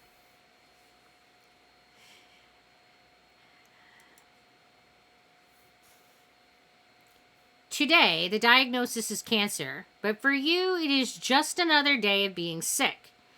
There have been so many. One more doesn't matter. At least this label comes with a cure, while the others you'll continue to carry around never got this much attention. Your mother's voice has a tremble as she asks the doctor her questions. Your father sits silent, trying to hide his anxiety with stillness. All your friends rally around, and you're glad that they're here, but you also can't help wondering where they have all been the last few years. No one noticed when you were diagnosed with Lyme. No one came when you had your psychotic break. All this time, you've struggled being sick. Everyone else was busy pretending nothing was wrong. They try to protect you like you are made from glass. If they only knew the armor your illness gave you. I wish they could have seen the way that you have faced your fear of losing your ego, the way that you held your head high while you fought with delusional demons. Then they would know that this cancer cannot scare you, that this cancer isn't the worst that you have faced, and that you have always made it through.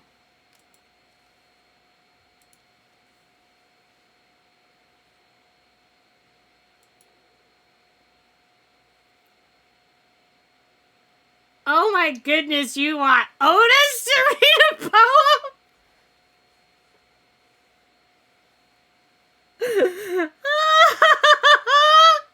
Alright, you guys redeemed it. Here we go.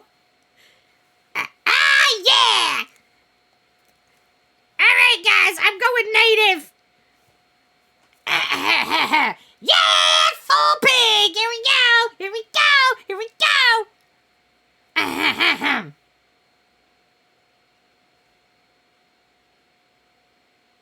You ready?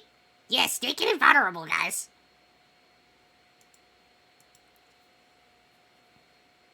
Or am I supposed to stay on the big screen? I don't even know. Okay, guys. I am floating out here. I cannot hold on to this forever.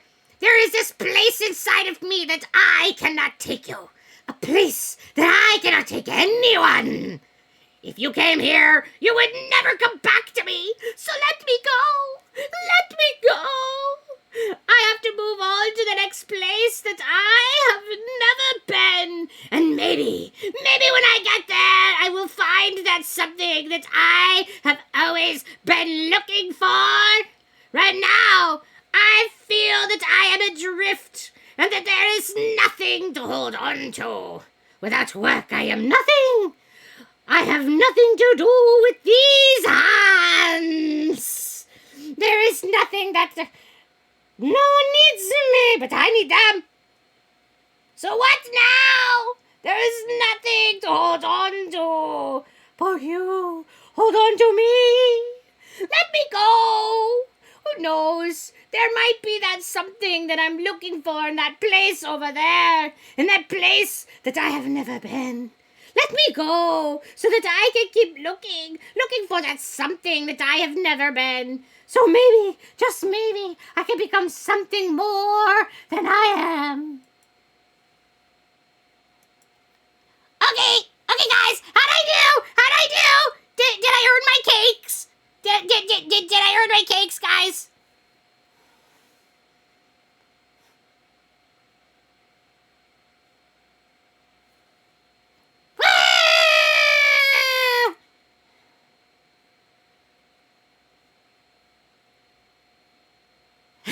Alright, guys! Thank you so much! Love you lots! Oh, yeah! Oscar, you're amazing! Thank you for the cake! You guys are crazy.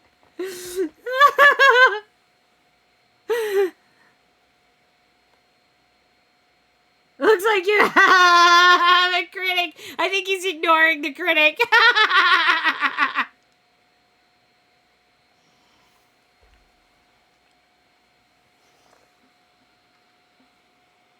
You are wrong, sir. I am awesome. Clearly, you are mistaken about my awesomeness.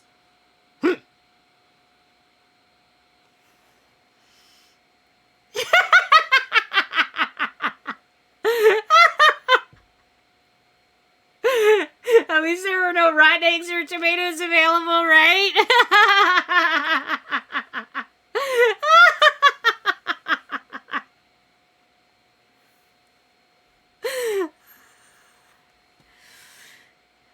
So there was that. Return thee to the earth, and know the eternal joy of now. Take pleasure within the flower's scent and the coolness of the waters. From these simple things, you will know the greater divine. I'll throw the Doritos, but that's good vibes, right? I was gonna say, yeah, this is like goodness. Yeah, Doritos.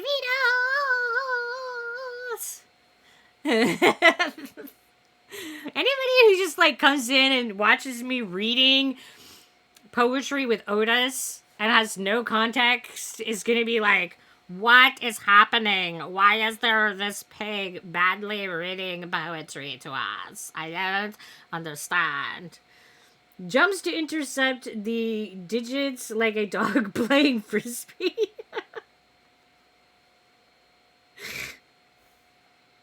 The Doritos. That makes more sense. You're like, Doritos! It's like flying snacks, man. You gotta catch them all. Jump. There are times that we are left to the winds. Times we must jump and have faith that we will fly rather than fall. Resisting this without meaning, both futile and to our peril, but to take the risk, to stretch our wings and to the heavens climb. But lest we forget that heaven bound, there are times that one must fall. In falling, should one not break, perhaps take root upon the earth and grow.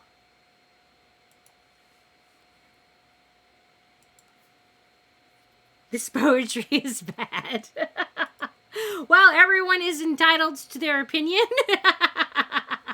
And what I will say about that is that a good chunk of this is published poetry. So I guess it is good enough. So there's that.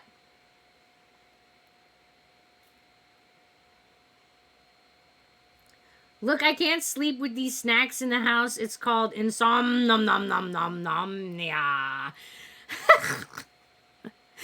When you just like feel so compelled to snack that you just gotta like get up and eat.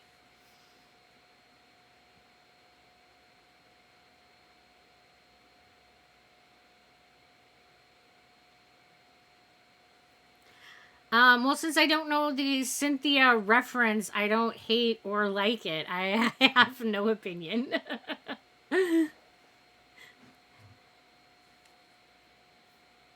And I will go and watch it. You just gotta give me the link in the Discord and I will check it out. I just, not in this moment. But I have no idea. Roaring with great might, they fight the night beneath tooth and claw. They rage and cry across the stormy night. They burn all in sight. And then, falling from the sky, thunder and crash, no more in sight. They are gone, all gone. Seen only in my dreams, sleeping, live on.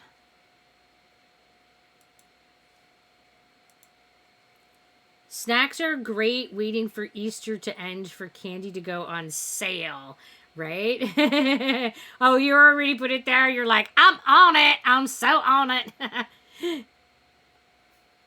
And yeah, like getting Easter candy after Easter, man, that's like after Halloween and after Easter are like the best times to get candy as far as I'm concerned. Because after Halloween is when I try to get like all the taffies that I really like. Like Laffy Taffy is one of my favorites and it's always available during Halloween. And then after Easter, I really absolutely love jelly beans. So when they go on sale after Easter is when I try to snag myself some jelly beans. Like, I can wait. I don't need it on the holiday. I can get them after.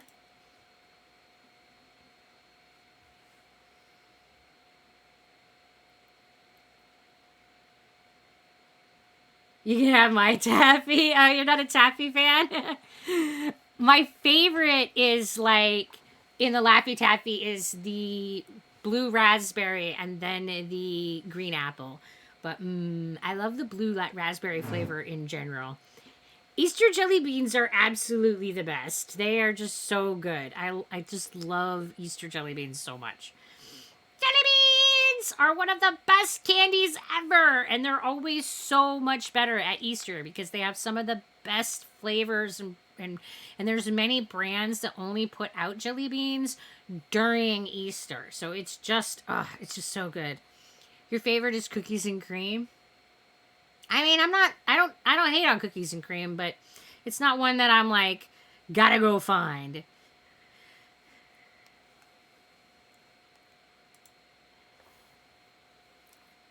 Autumn has come, the trees are undressing, a hard frost and a shiver, cold weather just round the corner. Standing on my porch, I gaze upon nature's splendor. Slam poetry. There are two of me, yet they are the same, halves that make a whole, yet I cannot keep them together. Don't call me broken. I am not much different than you.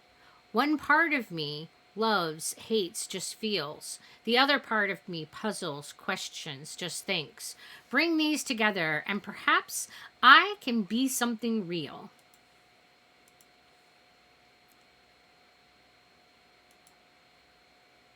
I didn't know you had sweets on Easter. I thought, although I once lived in a country where they just gave me lots of chocolates for Easter. I don't really, so I'm not Christian and I don't really like know the whole Easter thing. As far as the American general traditions of Easter, it's like you go hunt for eggs, and they're little plastic eggs filled with a variety of candies. And the general is either jelly beans or chocolates. And I personally have always favored the jelly beans over the Easter chocolates. And generally speaking, it's like specifically Easter bunnies. The other candy that's pretty common for Easter is the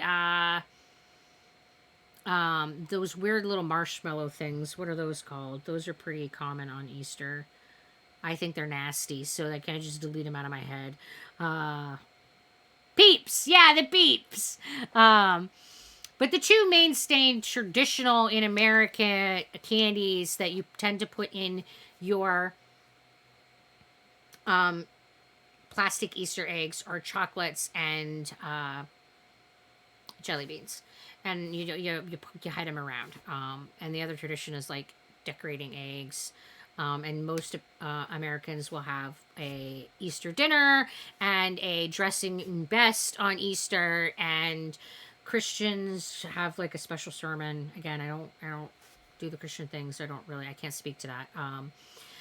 So our family, we do like decorating eggs, so we do tend to decorate eggs, and I eat the jelly beans because I like jelly beans, and most of the time what I do for Easter is I play video game Easter events, and what I did this year for Easter was I did the Portal Knights Easter event.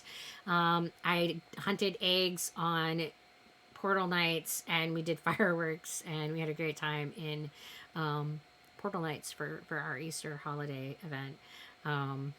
We did a video of that on YouTube if you care to watch. But yeah, that was how I celebrated Easter. But yeah, it's not my holiday, so I often forget about it.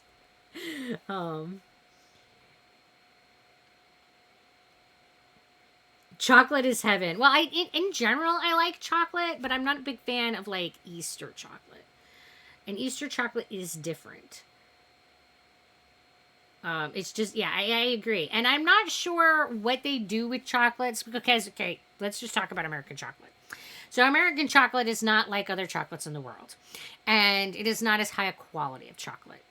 And the other thing to keep in mind about American chocolate is that they make chocolate seasonal. So the different seasons of chocolate have different stuff in them. So it tastes different. Literally, the chocolate for Christmas is different than the chocolate for Halloween, which is different than the chocolate for Easter. And I can't say that I even remotely like the Easter chocolate. It is a harder, crumblier chocolate. It tends to be presented as a very thin wafer, and it is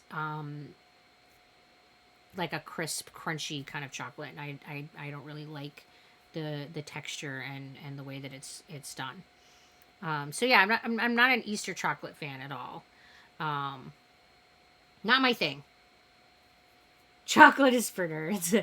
I mean, I do know about Easter, but don't celebrate it, and I have not a lot of knowledge about it. Yeah, and that's kind of where I'm at. I celebrated it as a kid. My parents are Christian, and so I can tell you specifically about the Latter-day Saint Easter traditions, but I myself don't do a whole lot for Easter. I tend to do like little holiday events in video games, and that's about it. Yeah, so I don't know. Oh, you like the Easter, like Reese's Pieces? Yeah. Yeah, I don't know. I'm not a big Easter chocolate fan. I'd rather have the jelly beans. So, Uthgar, you can have the chocolate, I'll eat the jelly beans, and we'll get along fine. We won't have to fight over our candy. we'll just divide it down the middle, yeah. I mean, that seems to be like a win-win, right? Life is Cringy is doing slam poetry that's yelling and angry and waving the hands a lot with a specific point of view on things. And is going back to Cynthia! And ads can try the Peeps. I say good luck to the Peeps. It's a weird marshmallow candy. I think that they're vile. But there's lots of people out there who absolutely love Peeps. I say good luck to you. Beep, beep, beep, I'm a sheep. Beep, beep, beep, I'm a sheep. Beep, beep, beep, beep, beep, beep, beep, beep, I'm a sheep. Beep, beep. Poetry by Uthgar. And life is the new Edgar Allan Poe. Well, all right.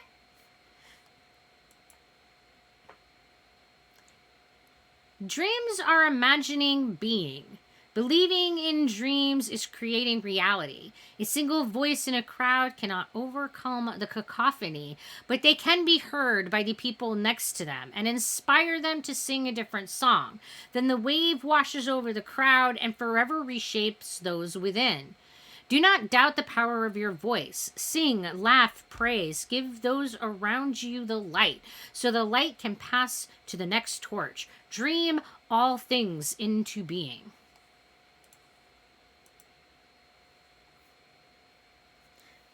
We sell Peeps soda. There's a soda that is Peeps flavor. No. Not for me. Nope.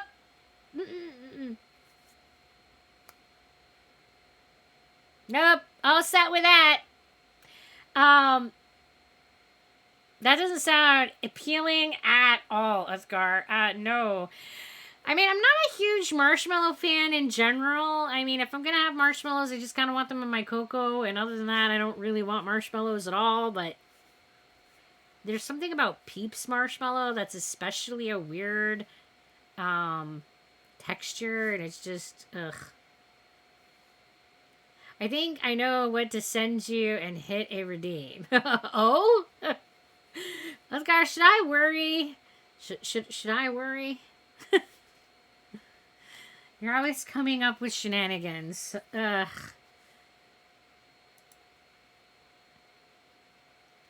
It is quiet. I can hear the hum of the computer while I am typing and the soft ticking of the clock sitting on my desk. The soft glow of the lamp casts a yellow hue over the black, crowded desktop. My body responds with stillness. My mind settles on hushes. The absence of sound is no longer disconcerting, but has somehow become a pleasure. If I listen closely enough, I imagine that I can hear my heart beating and the breath flowing through my lungs. I think only of the now, this moment in which I am living. There is nothing else. No, that means yes.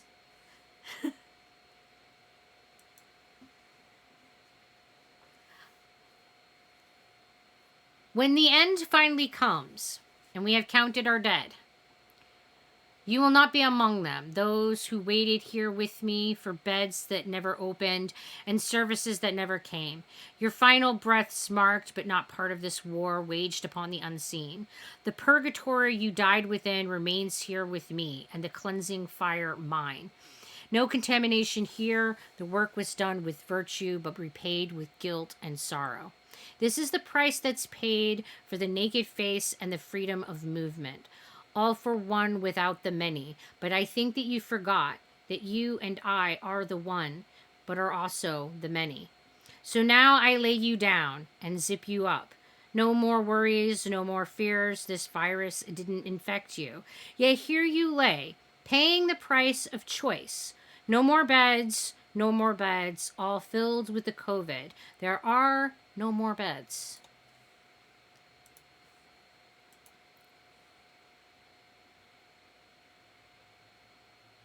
I drop rhymes on my dimes to pay for my crimes. Oh, okay. You're paying for your crimes with poetry. Because poetry pays so good. It can cover all that crime. Pieces shatter and break, so the new can be made, always changing, flowing from one form to the next. A state of flux, a circle, a sphere, a whole. But where did it begin?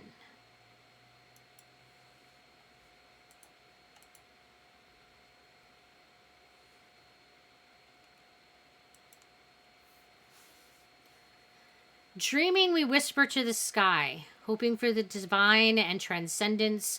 We long for that which we cannot hold, and our arms ache in the grasping of everything that we cannot keep.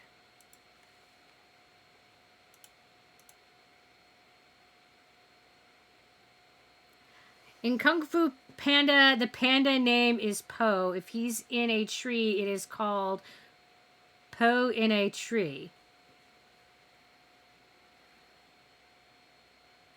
Po in a tree, okay. Po. Po in a tree. And if he falls, it's raining Po. If he falls out of the tree, it's raining Po from a tree. Wait, I can't skip yours? I skipped one?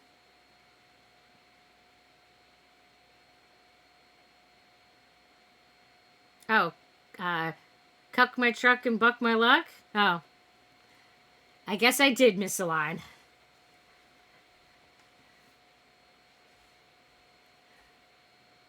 Profound! Poetry that is saving the world!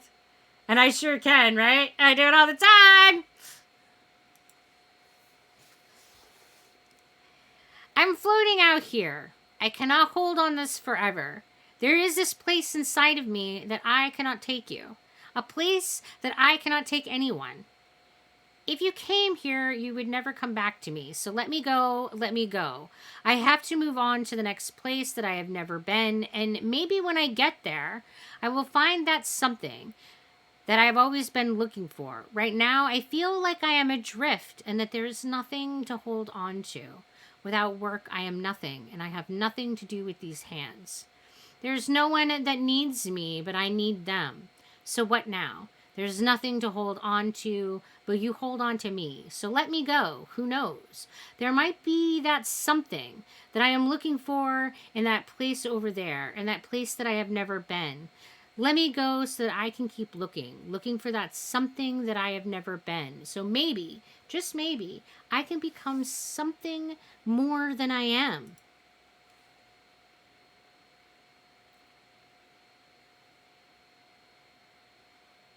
Wee, right?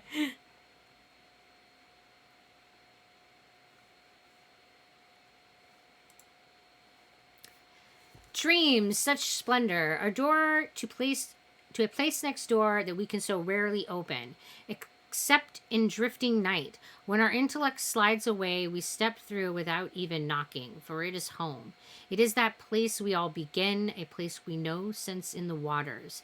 And it is real to us there, where we can see before our biology gives us eyes. This is the kind of seeing that is true and real. We walk in the yard of next door, but never go into the house until the last of our breath draws out the path to that second door. 3 steps in a small porch, hunker down in the front of that house, and hold on and anchor there in a place of dreams.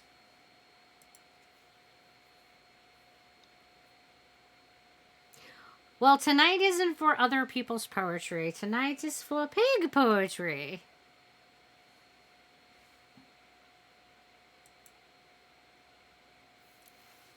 How great can you be if you cannot bend at knee? The tiny feet of ants overwhelm and topple the greatest of elephant.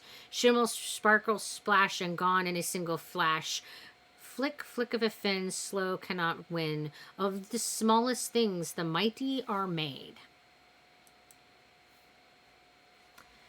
And there's problems with reading other people's poetry in that I do not have copyright. So in order to technically read other people's poetry, you have to have people's permission.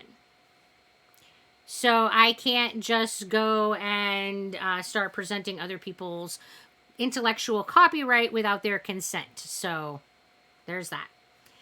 Thank you, Gum. I appreciate your vote of confidence.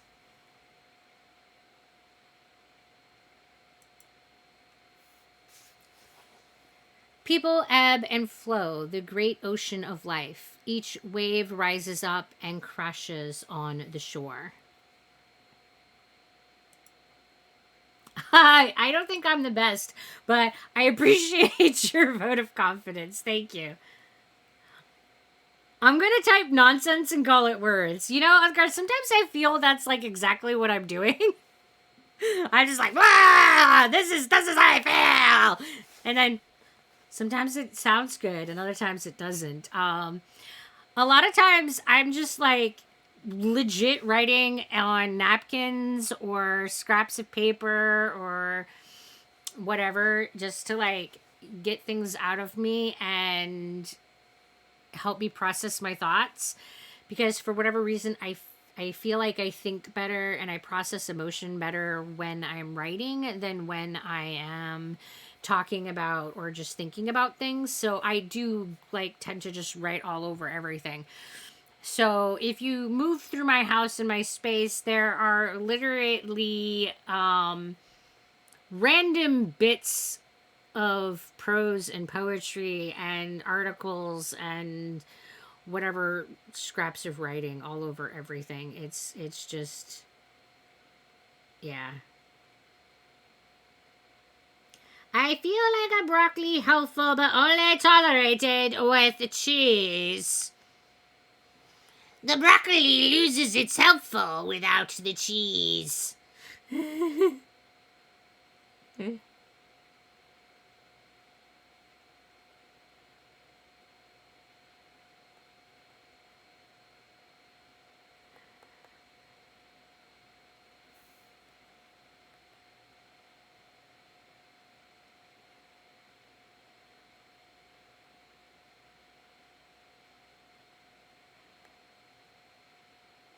And it doesn't matter whose poetry it is. If it is copyrighted and I do not have the written permission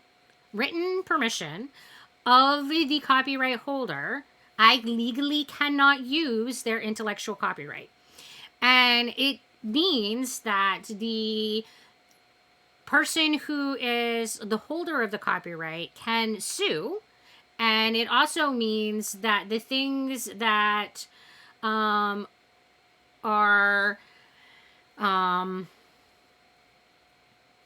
recorded or whatever can be taken down, etc. So yeah, it is problematic, and that's also why I have mods who police stuff. So yeah, it is an issue to share copyrighted material, because copyrights are meant to be respected and they are meant to be protective, and we need to be respectful of things that other people own. And this is why I don't sing or share music that's copyrighted, and this is why I don't read pieces of work from other people, because we do need to respect copyright.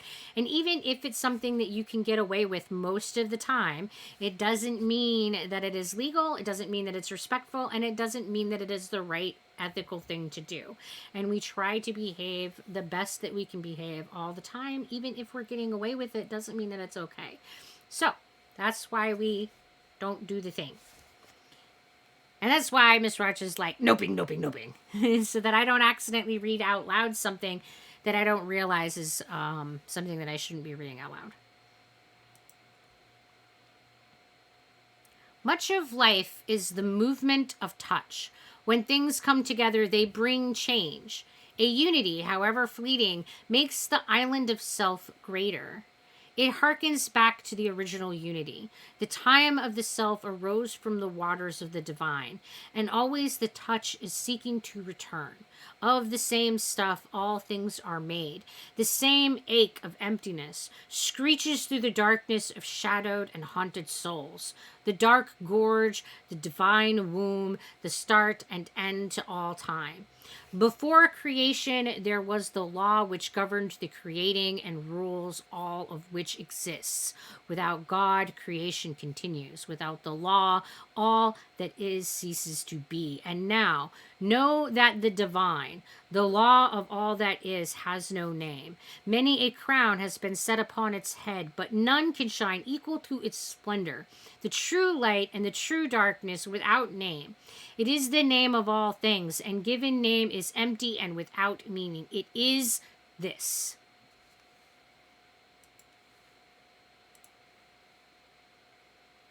And we're doing Owl Hat.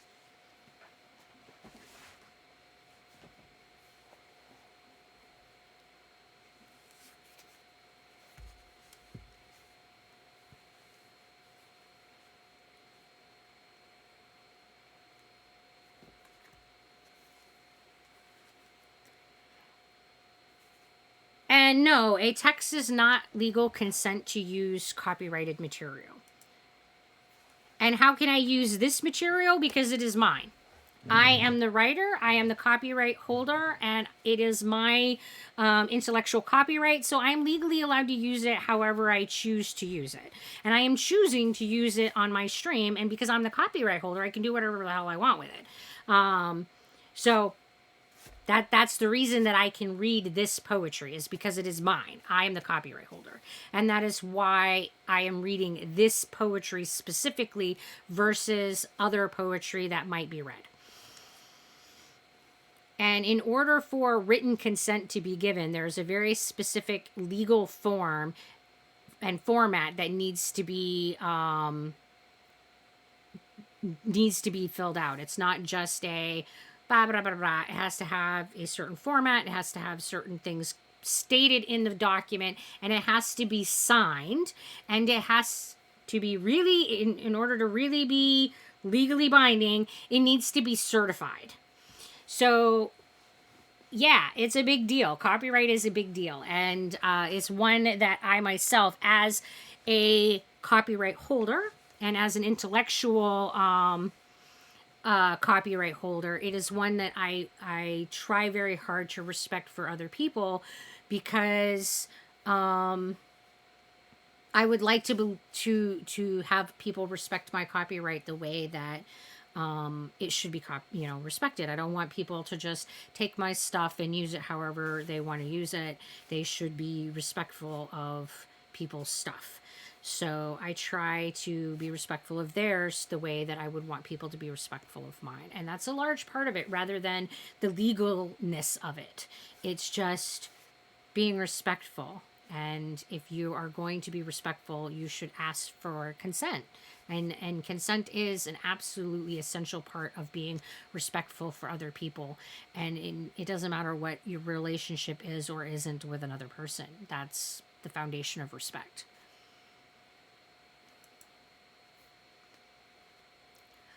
Of the earth our flesh, of the waters our blood, of the wind our breath, of the fire our soul. Of these we are made, of these we shall return. And from us, so the next shall be made. So lay upon the earth and know her embrace.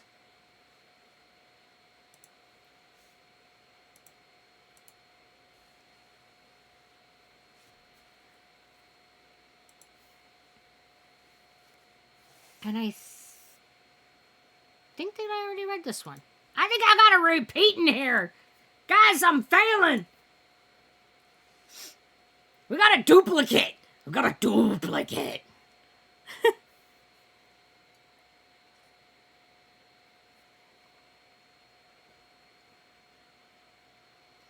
I do agree that Shell has amazing poetry and that his poetry is fantastic.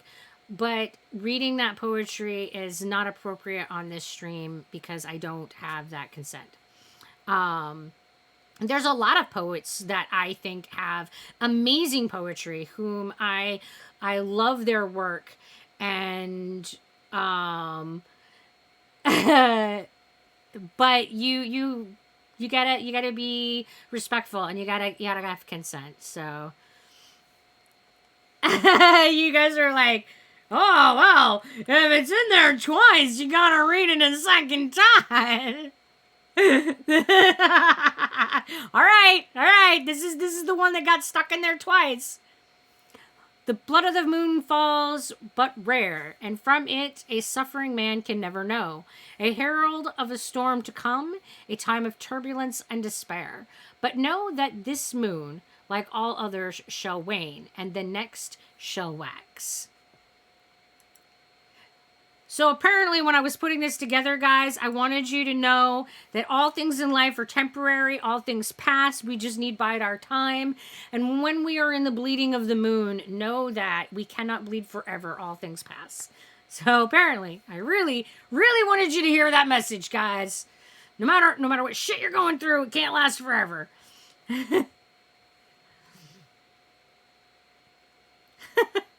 The poem is begging to be read.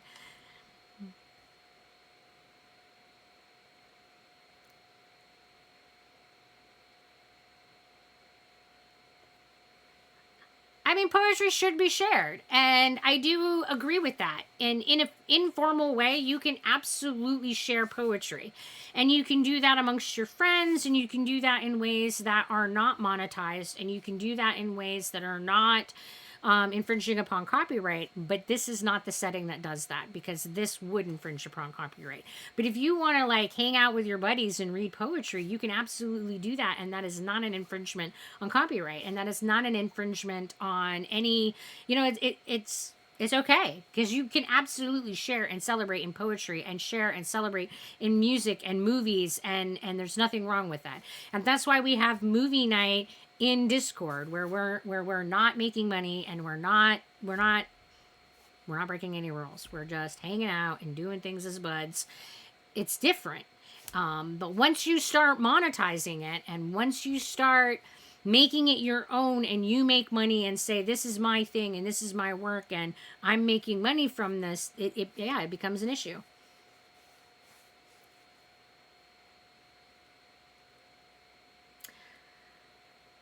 And it's all well and good to say that poetry shouldn't be hidden behind money, but poets need to eat too.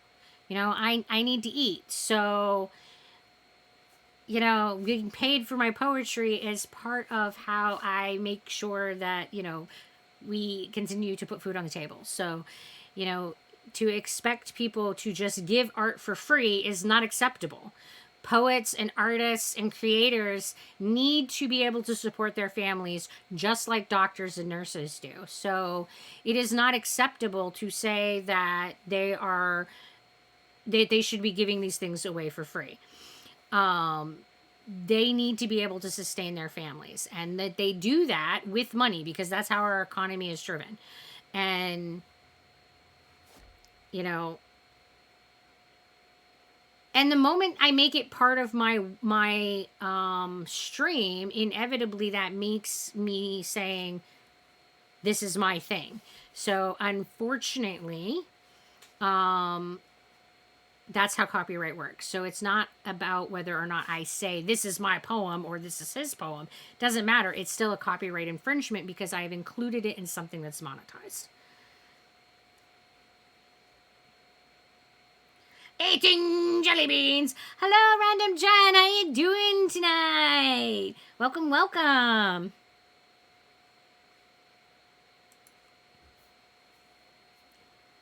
The full of the moon to grace us, the light of the goddess to illuminate that which is normally hidden within our darkness. And in so seeing, we can know. And in so knowing, we can become.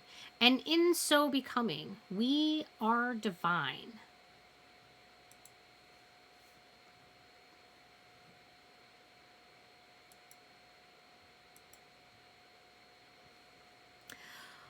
Well, I understand what you're saying, Life. I have a poetry stream, but that's not how copyright law works. And it doesn't matter what our opinion is. Copyright law is what copyright law is.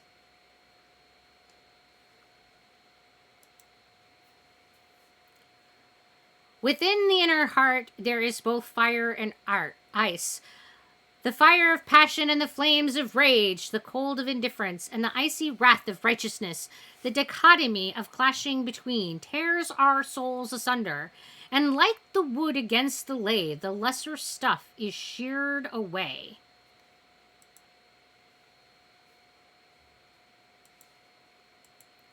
But this stream is monetized, so anything that I share on this stream is monetized.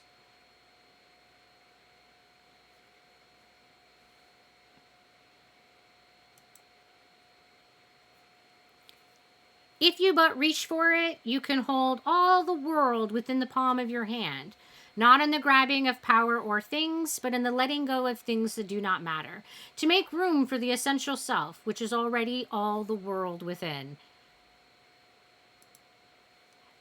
And I'm pretty sure that one is also a repeat. And I'm failing at Life in doing poetry night.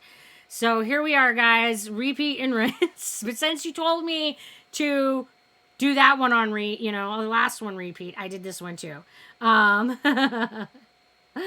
So, well, Life, I've heard your opinion. I'm sorry that you disagree. It's not something that I'm going to continue to address. Because I've addressed it. So I'm going to let that conversation go. I'm sorry that you don't like the way that I'm doing the stream, but I'm legally obligated to do it that way.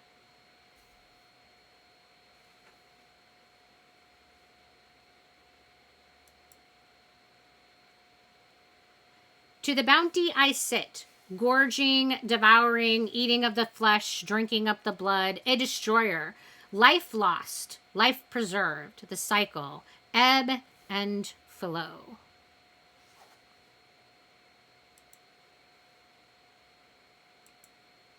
It's okay. On repeat, I'm learning a lesson. Just let it go. It's like when you're trying to put all these together, I'm like pulling poetry from like, I don't even know how many like places, and I'm like pulling it from blogs I've shared and journals and stuff, and then I'm like trying to stick it in this little slideshow, and it's like there's no, I don't know, maybe next time I'll have to say, hey, Miss Sprout, can you, like, look through this and make sure that there's some semblance of organization and, you know, basic thing like not repeating? Both poems are about letting go and temporary things in life and what really matters, right? I mean, they both were, right? That is a common theme in my poetry, so there's no surprise that... So it's something you wanted us to learn. Maybe unconsciously, I'm like, guys, you must know this thing. No, really, it's just lots of stuff to look at. And I always tell myself that one of these days I'm gonna like gather it all together and put it in like one. It's never gonna happen. It's never gonna happen. It's never going to be organized. It's never going to be all in one like comprehensive document. It's not. Because that's not my MO. That's not my style. And I don't have anything organized. I don't have anything in one comprehensive, like, unified place. I don't think that anything is ever going to be like that in my life.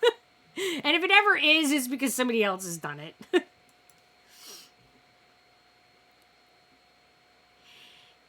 Of this cup I take to drink my fill, partaking plenty, always there to feed my soul. I'm pretty sure you arranged this last night. No, I actually, like, did this last week. Like, I did it ahead. I did it over a couple days. I gave myself time. I was organized. Ish. I mean, in the degrees of pig organization, this is organized for me. But compared to other people, it is definitely not in the level of organization. Curling smoke, come into me for breathing out, to exhale, lifting, filling, a sense whole, bring with you my humanity. Yeah, right. Miss, I'll do it the last minute. I mean, I think that is the last minute, but, you know, that's just me. And maybe how I define the last minute is different than you guys, but, you know. I mean, I didn't wait until the night before, so I didn't wait, like, true last minute. So I was good. I did not wait until today to put it all together. I could have just, like, read you what was on my blogs and called it good, not done any preparation. I could have gone that route and could have just gotten whatever I found as impromptu reading. I did think about that. And then I was like, nah, I gotta be organized. I gotta have some organization, and so some organization did happen.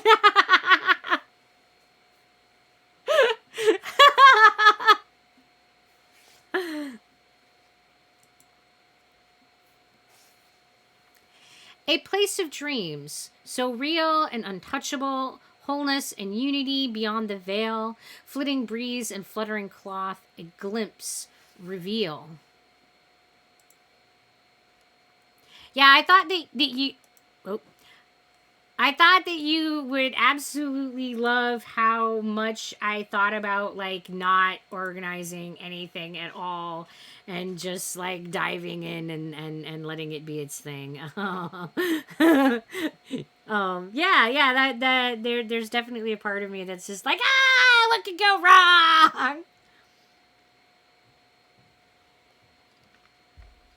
And then as I'm doing it, I'm like, I'm really glad that I organized and prepared this ahead, because it definitely is smoother, and for the most part, it's not repeats, and for the most part, I was able to kind of group them together a little bit by theme, and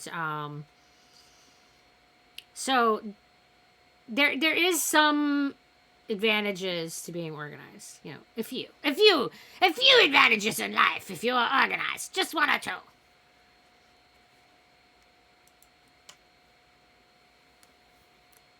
The soul like fire, flesh of stone, mind from air, blood unto water. Of these I am made, of these I return. But that doesn't mean that I'm completely convinced that I will, convert to organization. But, yeah. If you can be an organized person, there's all kinds of benefits. I'm just, There's also a lot of benefits to being able to improvise. So there's that. The people that are super awesome are the people who can do both.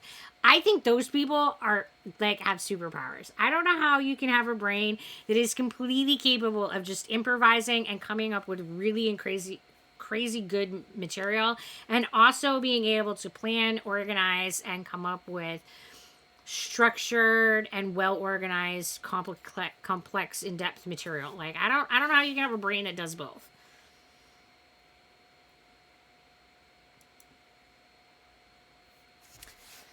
Dreams and hopes, imagination and illusions, things not real, yet so close to touch, beneath the skin and crawl, influences of the mind, making that which could be now what is so very real. And I think this one is also a repeat. So I'm getting bad, guys. We're having a lot of repeats now.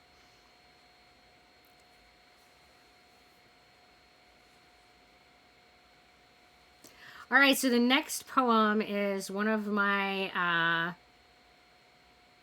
more uncommon style of poems. This is actually what they consider to be an epic or a story poem.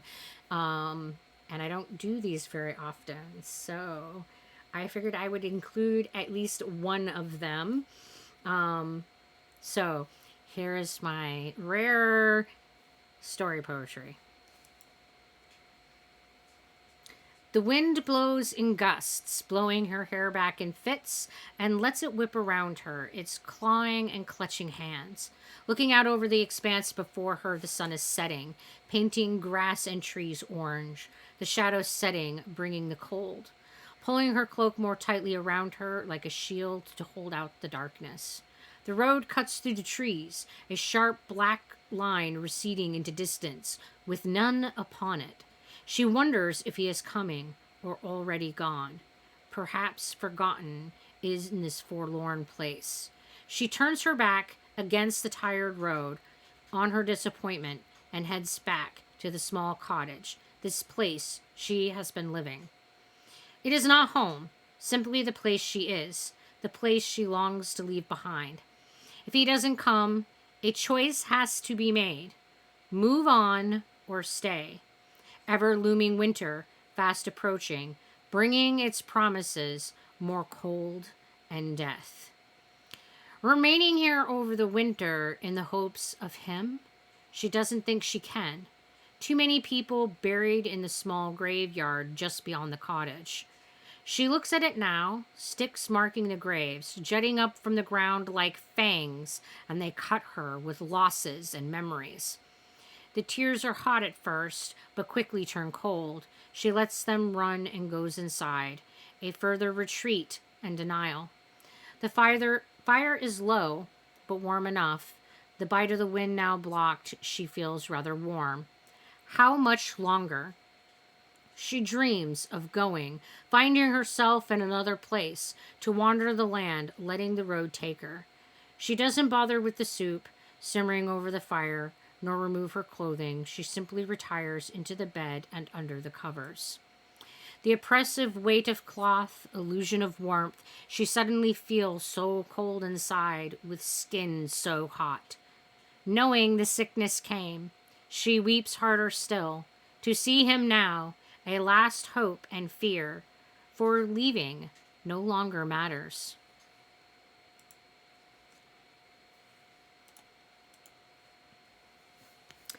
So that's one of my few story poems. And they're usually dark and about death and dying and, All right, plague! We'll write about plagues! Because we're going to be uplifting with plagues!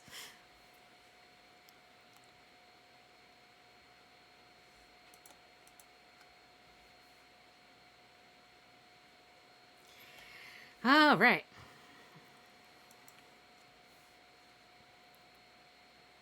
Even when my body is still, I find myself moving. the slowly ebbing water gently lapping inside me. It is my lover, one I can never divorce. It owns me, never moving backward, always moving with the flow. I go forward, caught in its momentum.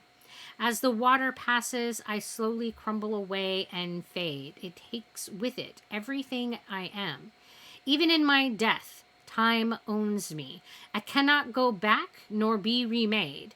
Those who love me will hold in memory, but they too will erode with time. Then my dissolution will be complete.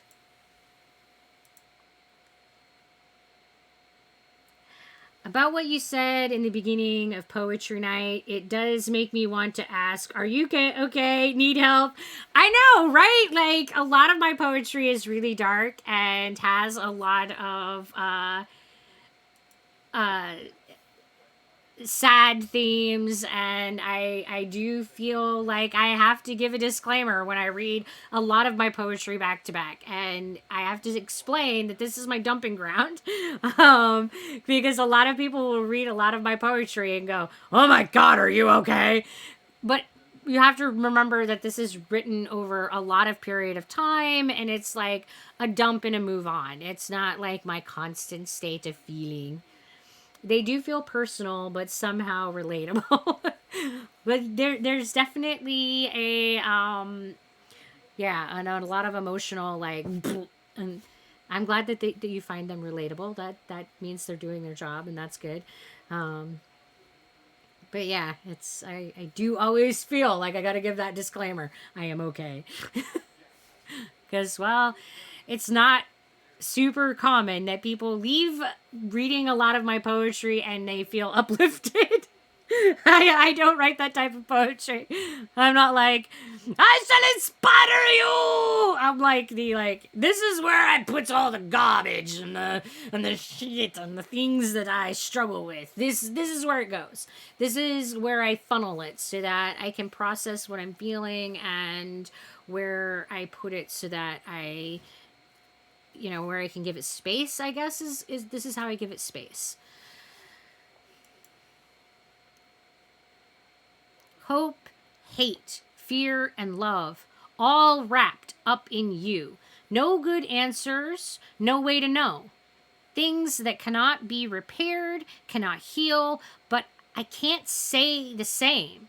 I'm not who you want me to be. That person has died. Don't ask me to return to that sad and broken doll. Hello! I have no idea how to say your name. BFXW19! How are you doing tonight?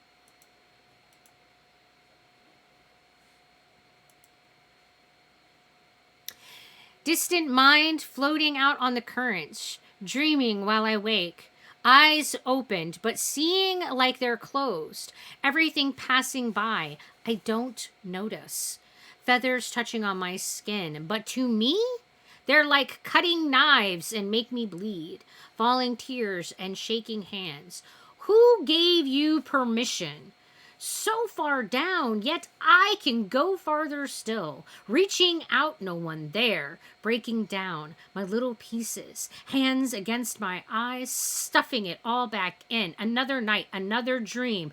Who invited you in?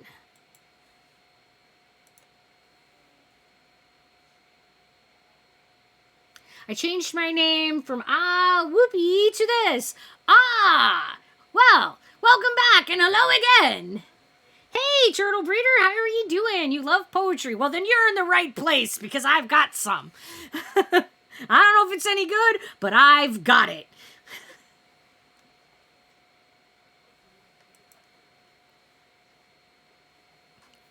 You are my paradox. There are two mixed and complete sides. Things that cannot be together, but there they are. Everything the same and different, like fire hovering above ice. I cannot be with you. Because of you, I am breaking. Even though you made me whole, I'm stitched together, but still coming undone. Memories of you are confusing, a little bit like knowing and a bit of forgetting. I know I've painted rainbows and happiness, but there is nothing left but hurt. I'm stopping and letting you go while catching up the dream to hold. Loving you with all my hate, life's bitter betrayal in letting me fall in love. Far away in another land, I think that you are singing. At my doorstep, a friendly neighbor that was once our song. I cannot hear, but it caresses me softly. Pieces that are scattered all about, neatly lined up in careful rows, everything inside me spilling out, so much tightly bound up and hidden away. Standing at your coffin and holding your hand, no more embraces, hating that you are gone.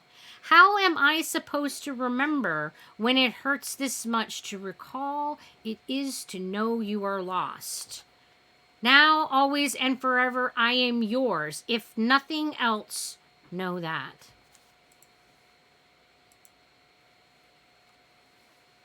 I'm glad to hear that you're doing well, Turtle. I'm doing pretty good. Still didn't read it right? I'm terrible at reading poetry. I'm terrible at reading stuff out loud. This is why I was like, I don't know, man. I don't know. But here we are. We're diving in and we're hoping and we're trying. And you get to have the one go, pretty much. I mean, there's some that I'm mangling badly enough that I'm like going back. But for the most part, you get the one go. And that means that, well, I said goopy. I meant the name. I say those wrong all the time too. This is kind of my MO. I'm a Murloc. I'm like, I'm gonna talk. And that's kind of how it works. And then I'm like, I don't know why nobody knows what I'm saying. You think I've been doing fine with the poetry? Well, that's good to hear.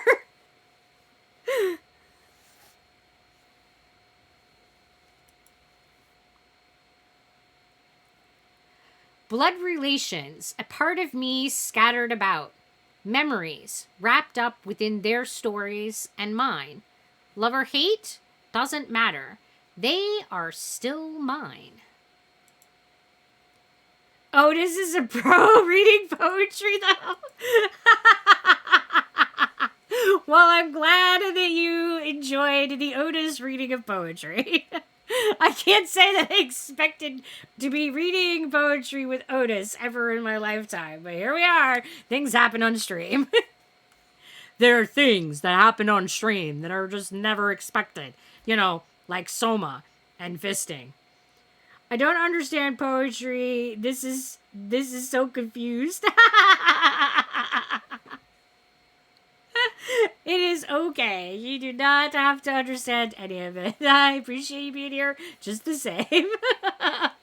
I don't English well. That's fair. Sometimes I don't feel like I English well either. And I've spent a lot of time with English. Words are hard. Don't tell me. I just don't want to know. You've already said it all with your look and the distance between us. Why bother with the words? Hush. Don't speak. No goodbye. Slide away, a passing shadow, now gone.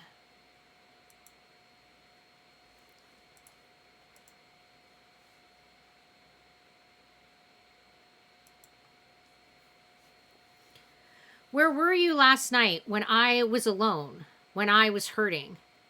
Where were you yesterday when I was laughing and dancing in the living room? Where were you last week when I was coming home from work, when I was tired and worn out? Where were you last year when I struggled up out of bed and fought to start my day?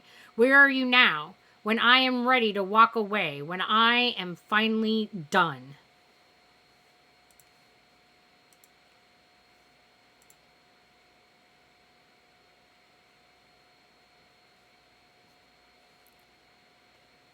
Oh, and another really little one. Fragile colored glass, a delicate flower, all things beautiful, easy to destroy. I was grinding Call of Duty Zombies and then you switched over to here. Well, that's a bit of a change. That's like grinding of the wheels. You're like, zombies shooting. And then you're like, yeah, poetry. Like, well, hello. That's a bit of a shifting of a gear. Gaia, the living heart of the world, beating, pulsing, water into the world, the tree, roots running deep, splitting down into the underworld, limbs stretching up into the sky, roots in death, leaves in light. Gaia speaks, cracking open the world's tree. Sparkling sap flows out, rushing stream of life, flowing unseen, carrying the water of souls. You got a notification that someone was streaming and you were like, yeah, I'm gonna join. And then you like show up and you're like, I don't know what's happening. I don't know what we're doing. Hey there, Citrus, how you doing tonight? I sit in this crowded room in silence. The sound thunders around me, but I do not notice. It is so far away and distant, slipping further still, enclosing around me. The silence presses, your lips moving, but no sound comes out. I struggle to understand you, but you stop speaking, frustrated by my confusion. I want to hear you. I want to know. Screaming, screeching, I cry it out, but I can hear almost nothing now.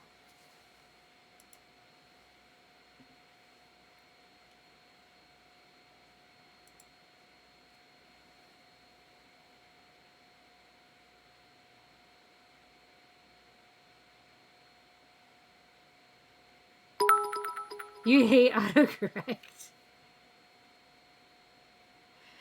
Do I play Fortnite? I never have. And yeah, looks like Miss Roch answered. Not really the type of game that I usually play because I have an issue with the toxic environment of PvP. So when I do PvP, I try to pick and choose whom I'm going to play with. And so it's few and far between. And thank you, Turtle. I really, really appreciate the support. Thank you so much. Might be funny to watch once, though. I mean, I'm really not super opposed to playing PvP. I enjoy PvP, and I really do like being competitive. What I don't like about PvP is the community that often comes with PvP environments, where people feel like because they're being competitive, and this often comes with sports too, which is also why I am not a huge sports person either, that in competitive environments, people often feel like it is okay to also be hateful.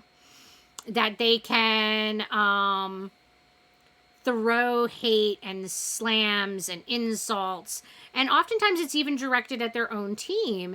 And I just really do not like that type of environment. I feel that the environment is harmful.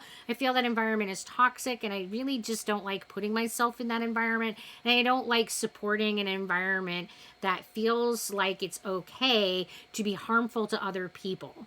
Even if you're being competitive, you can still be respectful to the people that you're competing against. And you can definitely still be respectful to the team that you are working with.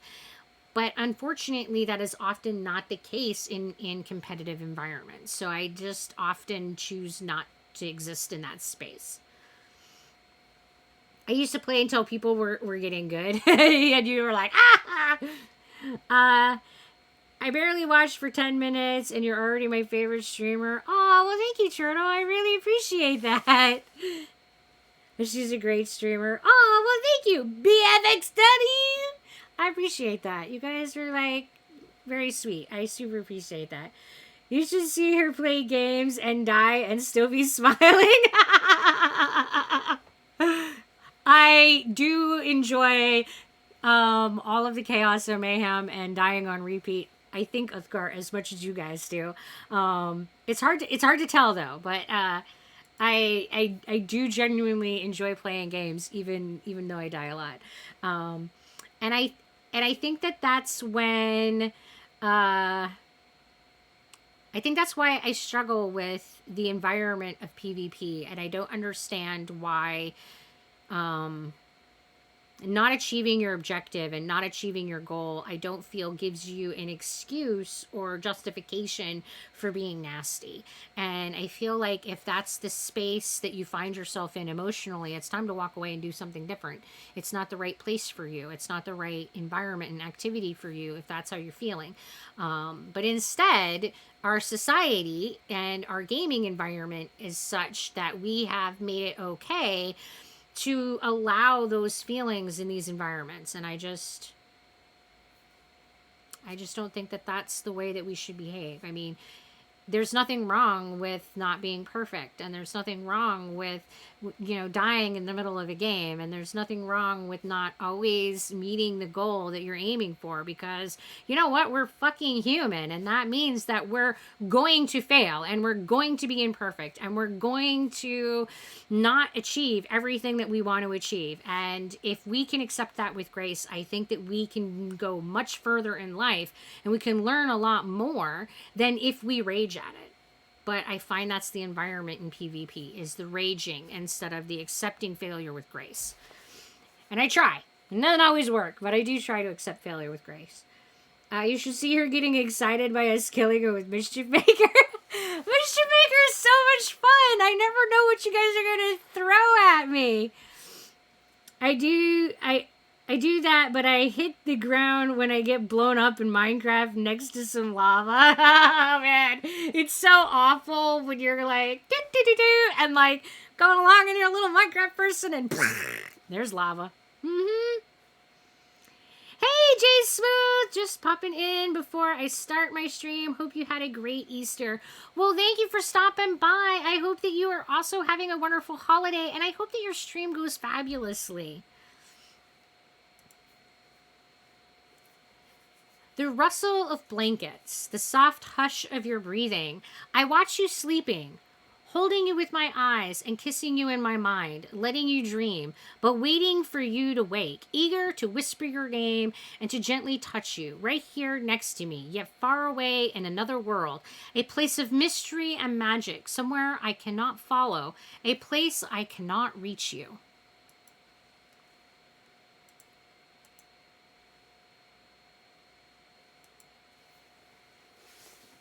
Of the waters we are born, of the water of the womb into earth by flood, rush and air, beating the heart now, silent and earth so cold, walk upon the dust of flesh, we become men. Forgotten is the goddess pulse, now silent to earthen ears, in betrayal. That was a weird poetry. I have a lot of weird poetry. I have a lot of weird writing in general. You never know what's going to come out of my person. I've got a lot of weirdness in general. I think that kind of defines me. Weird, weird, weird. Welcome to my weird.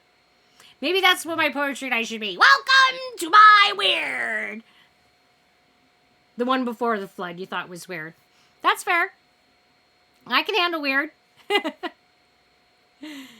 You're like, that's kind of creepy. I will say that I wrote it, and then reading it later, I'm like, it comes across kind of creepy. Like, you're just watching this person sleep, and you're staring at them while they're sleeping, and you're like, I'm waiting for you to wake.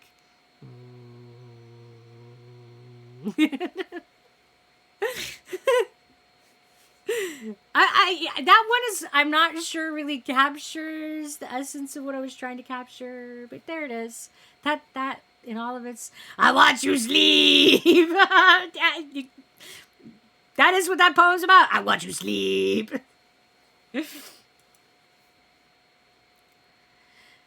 Slippery illusions and hidden meanings fold together into the origami of the self. Stupid, meaningless shapes, hanging and immobile, spinning in the wind of life, helplessly turning, moving whenever the wind comes. Something like fate, but I suppose we choose the shapes and the order in which they hang. It changes the effect of the passing wind. Sharper, crisp edges or sloppy, soft ones on wrinkled paper. Quality depends on the starting stock. Everything comes back to its beginning. Life circles like the mobile, repeating it over and over until the wind stops. Splashes of sunlight and darkening shadows, alternating places as it spins in front of the window.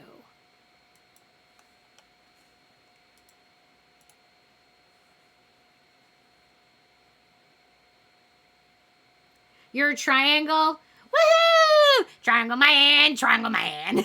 Doing the things a triangle can. I don't know what shape I am. I'm one of those weird irregular shapes that doesn't fit in those like containers that have the little shapes holes on the top. I'm not a regular shape. I don't fit in any of those slots. So I'm one that's like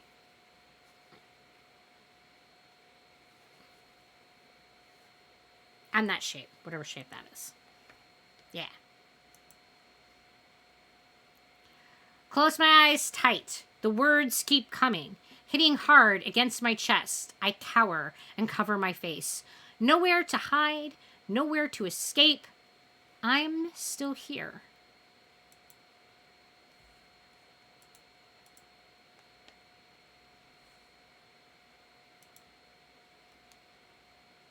My happiness has gone to ash, burned up to nothing but fluff and dust, blowing out of me into the wind.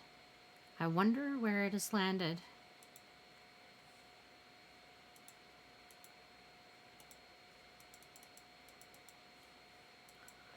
All right, guys. You're quadrilateral, I think.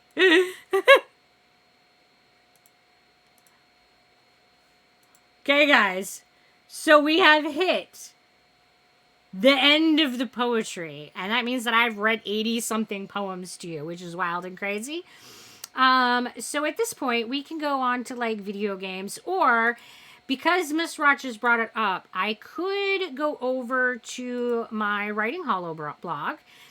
And I can pull up some of the short stories that I have written, and I can read some of those if you would like me to do that.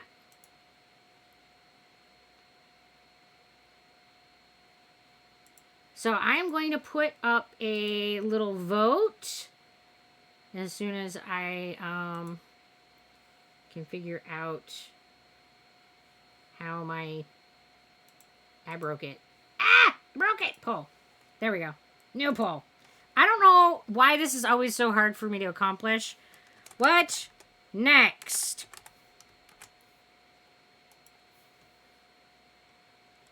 Short stories. Bring the ducks. All right, guys. I'll give you a couple minutes. Throw your cakes in. Make a decision. What would you like to do? Would you rather hang out, chit chat, shoot the shit, watch some duckies bob and swim?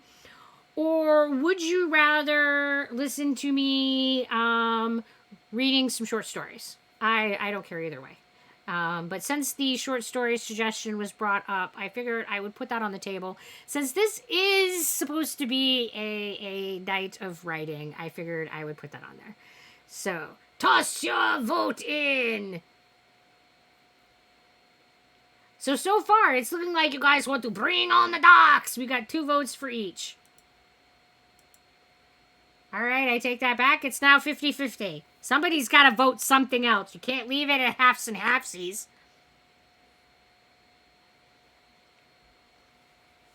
I'm too indecisive for that. You can't make even 50-50 split.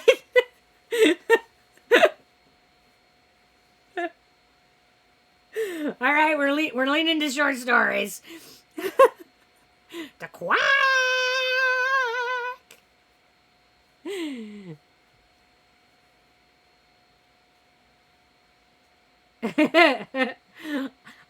I didn't think that I was bringing out two decisions that would be debated over so heavily.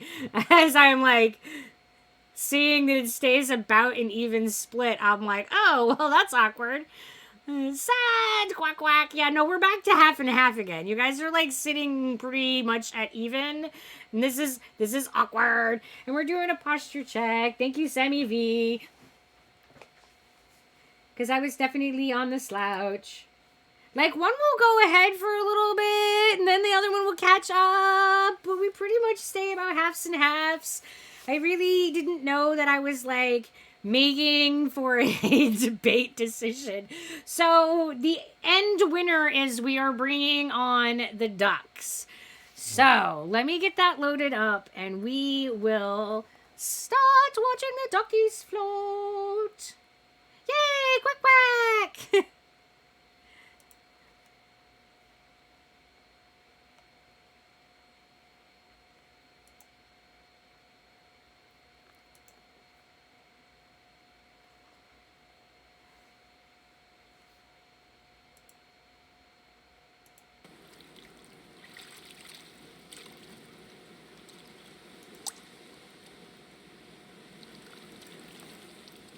All right, guys. So I'm going to warn you that you're not going to see your names on these ducks. Edgar betting all their cakes. Like, must see the duckies.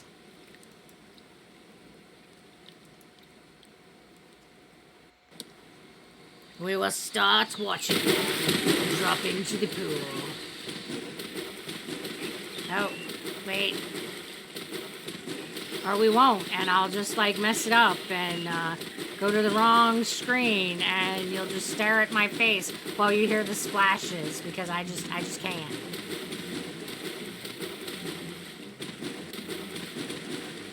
Duck free fall.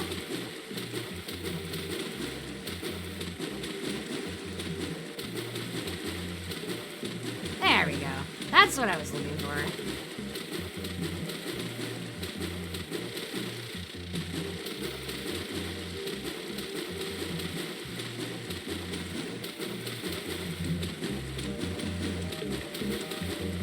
And there are a lot of ducks to fall in. Free-for-all. Duck free-for-all. Yeah, right? There are many duckies. In this pool, there are like 257 ducks. So there are many, many ducks.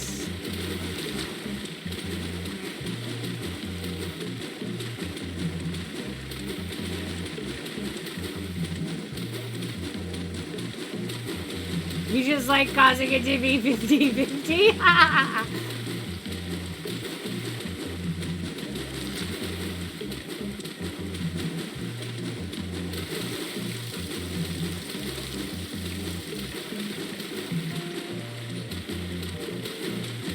Yes, the duckies, the duckies! My bet is on the duck that's on fire.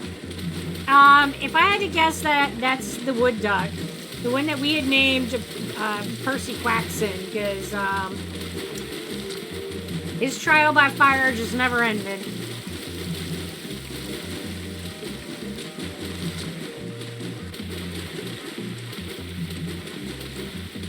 I ended up taking off all the nameplates because it got to the point where it was almost impossible to get individual ducks screenshotted with all the plates because the screen was so full. So yeah, now none of the ducks are named. But we have the forever flock. You can still see all your ducks. There's the video, there's all the screenshots. The forever flock exists. But the current file has no names. They are unnamed! Let me just look at the duckies falling from the sky. Oh, maybe if I can like control my duckiness. How does the duck say on fire and water? With duck physics, one shall never know.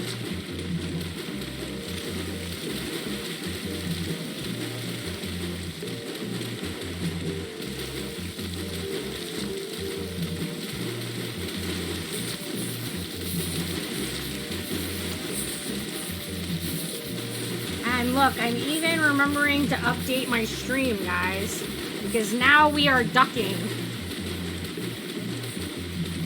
Okay, that makes perfect sense. Of course, it's all about duck magic, man. The duck magic cannot be explained. We're gonna have an hour of duck physics where all the ducking is done with ducky goodness, and yeah.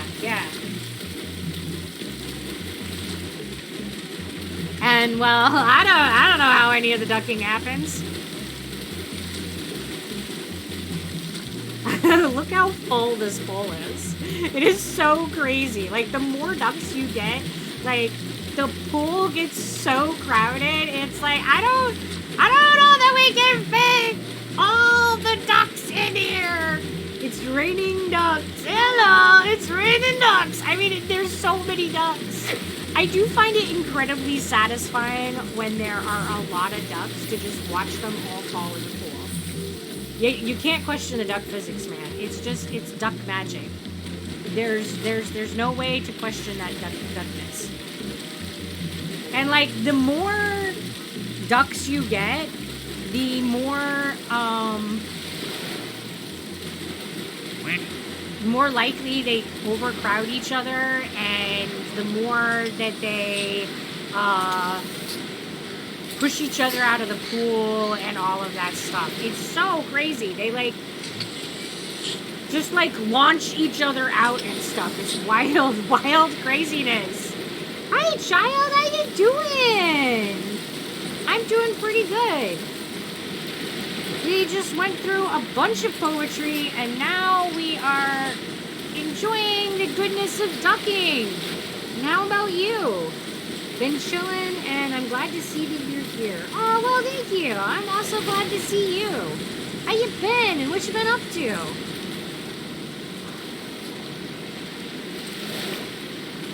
So recently, with the most recent update, not only did they give us new ducks, they also made it so that you can open this door. Like, if you click on this door now, there's a lock pad. How crazy is that? You can open this door now. I even know the secret. I figured it out, guys. I discovered the secret of the ducks. And if you get into that door, you get a secret duck.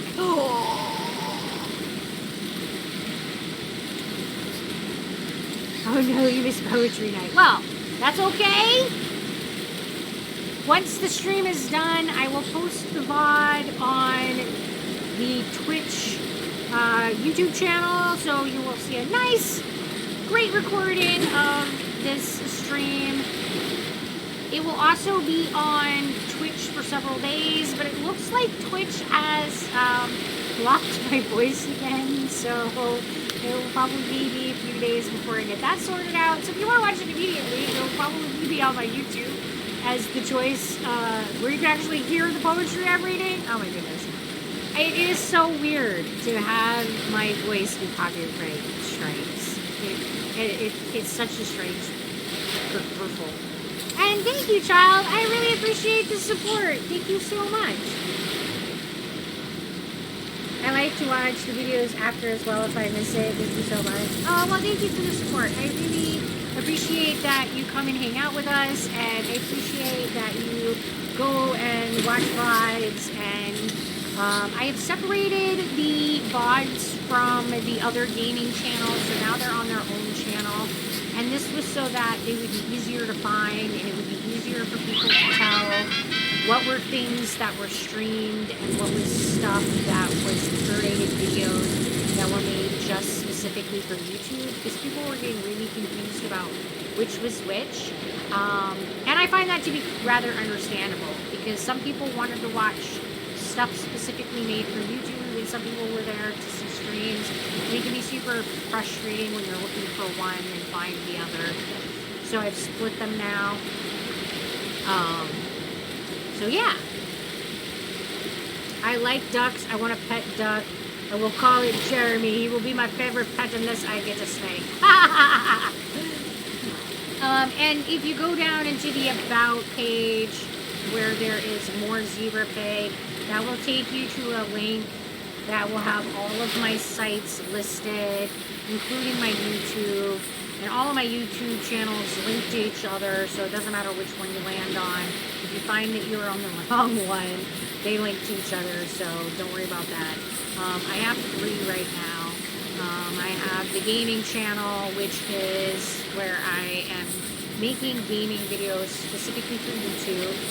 I have my VOD Twitch channel, which is where I'm posting just the videos of the Twitch streams for an enduring archive, because the VOD archive on Twitch does not last forever, and I wanted there to be a place that you guys could go and see literally every stream that has ever happened, and not just 2 weeks of streams, which is what Twitch keeps. And then the last channel is my thoughts and rambles, so it's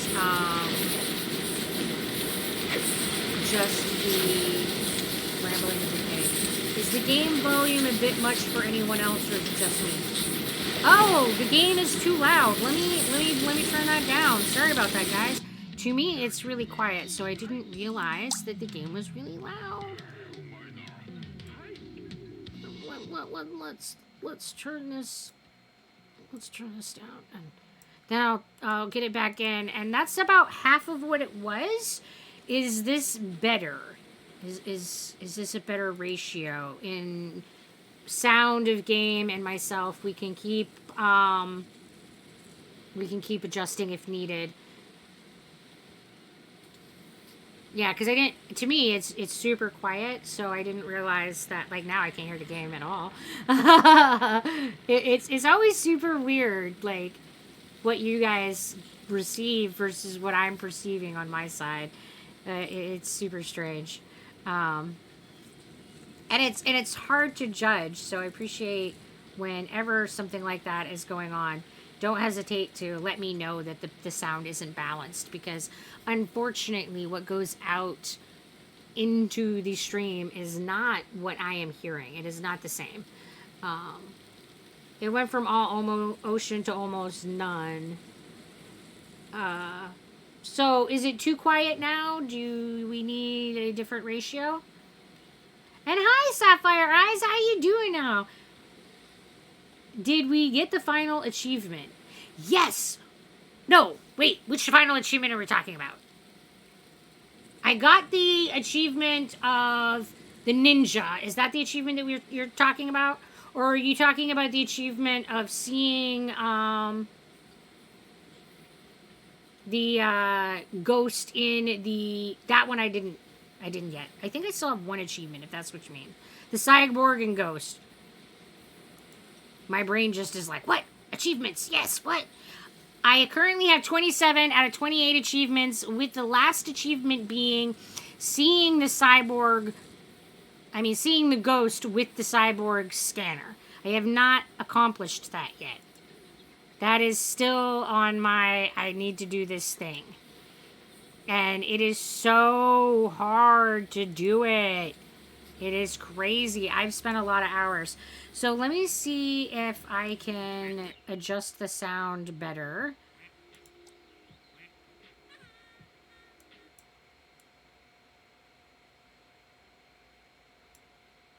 And see if we can find... Is that a better sound balance? Because I went half of what it was, so it doesn't even remotely have to be a as low as I went. You just kind of gotta guess. Yes, you think that it's better? Okay, excellent. I just end up kind of guessing, and hopefully it's better, and you know, that's just where we end up. A bit of ocean and sea birds, and we can hear you. Excellent! And theory, there's also some lo-fi music playing. I don't know if you can hear the music. Is the music too quiet? Duck, duck, duck, duck, duck, duck, duck, duck, goose!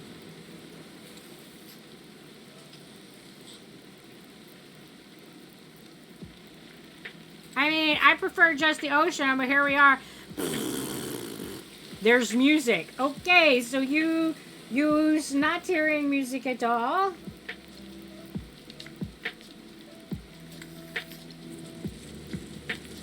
Is the music more better now?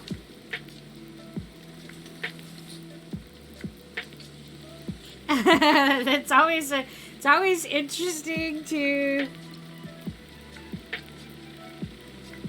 And is it loud enough? Are we at a better balance? Oh my goodness. This is the stream of balancing sound.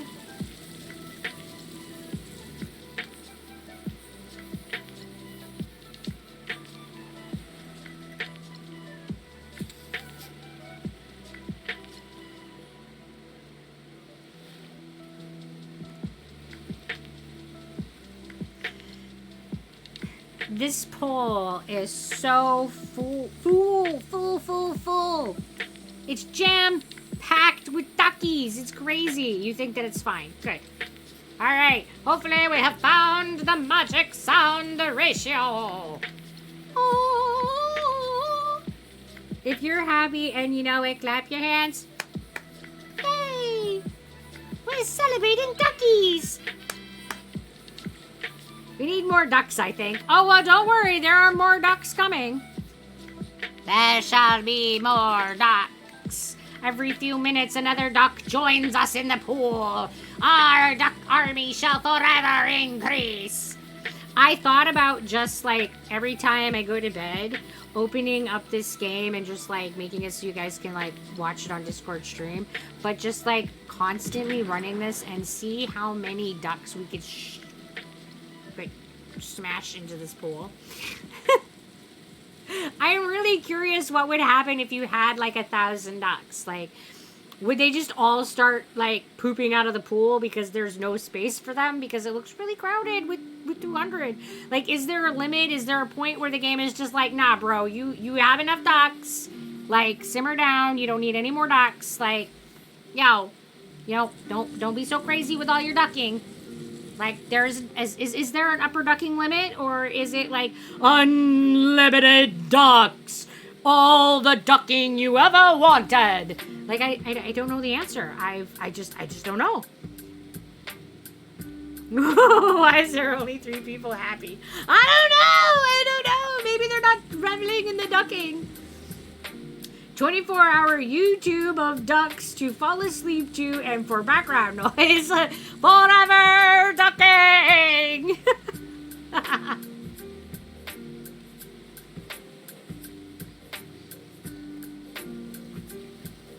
There are a lot of streams that are live that are playing the ducks and the host is like not present or sleeping or whatever, and I don't know how I feel about those. Like, it always seems so weird. I don't know if I would ever do a stream that I wasn't like here to sit and chat with the people. But at the same time, if it's your flock and they're your ducks, and you're like invested in it, I can also see like wanting to be able to stop in and check in. And so yeah, I don't know. It's such a weird.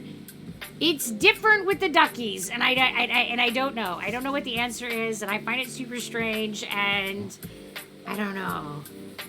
Otis will watch you sleep. Yes. Oh yes, that's what it is. If I'm gonna set it up that I'm not present with the stream, I would definitely have to set it up that Otis was hosting the stream. That would be absolutely hilarious. Oh my goodness, I can't even imagine.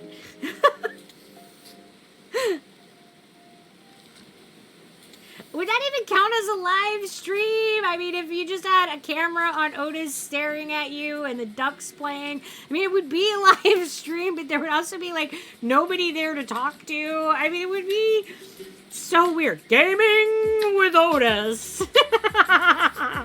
Like, so many people would come to this stream and be like, I don't know what I'm watching. And, like, anybody who's familiar with the channel would be like, hello, Otis! And would, like, know. No difference to the streams of watching people sleep. I mean, I get that. It's just super, It's in the category of like, I don't know. I definitely don't know. But there's lots of things in life I don't know, so. I think that's most of life. Most of life is I don't know, guys. Like, the more I am alive on this planet, the more I don't know. And the more the truth is I always didn't know, but the more I'm aware of how little I know about life in the universe, and the more aware I become of how much I will just never know the things, like any of it, and how insignificant all of our knowledge is. It's crazy. There was a stream that became popular that was just a camera on a jar of peanut butter. What? That's so weird. Like, did they have other things happening around the peanut butter? Was it like a I Spy stream where you were trying to find things that were happening and changing? Like, there had to be more to it than just, I am a jar of peanut butter. Take a look at me. You got your Reese's. Yes, snacks. We are always about the snacks. I think that is a common theme of conversation in our chat. 5K just watching in an open jar of peanut butter. I don't get it, but okay. There's a lot of people who don't get me watching these ducks. So, okay. You know, you guys do you. Whatever it is. You know, do as you will as long as you harm none. And I don't think that watching a jar of peanut butter is causing anyone else harm. So, you rock your peanut butter jar. Yeah! You never know what's going to be popular and what's going to go viral. It's so unpredictable. I mean, that's not entirely true. There is some formula to it, but there's also this like element of like weirdness that is the human brain. Yes, peanut butter is very interesting. Yes, peanut butter. It was imparting the wisdom of the creamy nuts to you. Yes, if you listened close enough, you would know all about the nut cream. That just sounds so perverse. I can't keep talking without laughing. I'm sorry.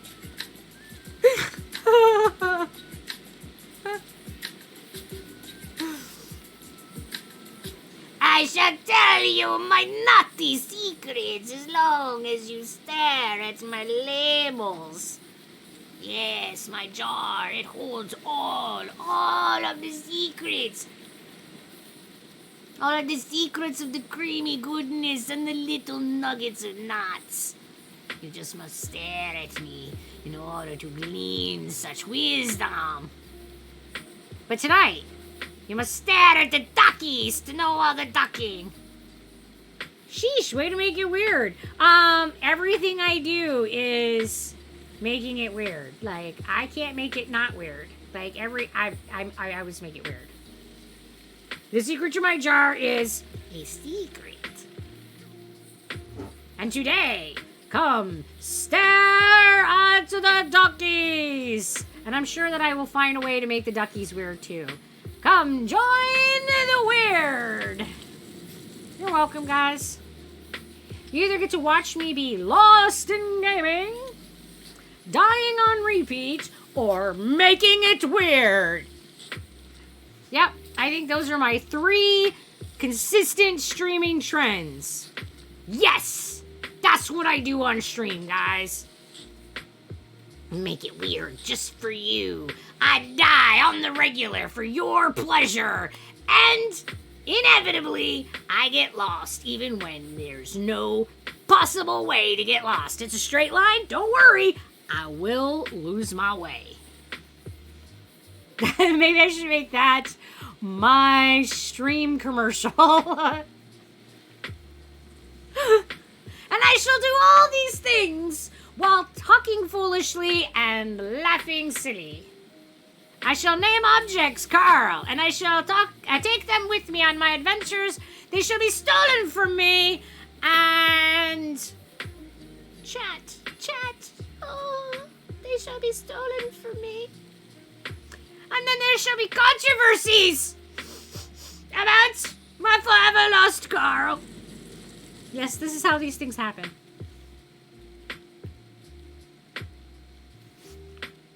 It's the history of the stream. So there are a few ducks that are named in here, and I just realized that they're still named. So this little guy is named 44.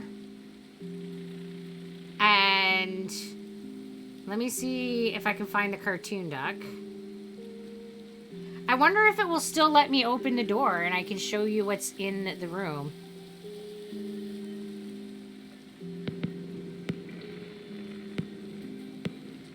We've got the rocket duck shooting off into the distance. We also have an alien coming in.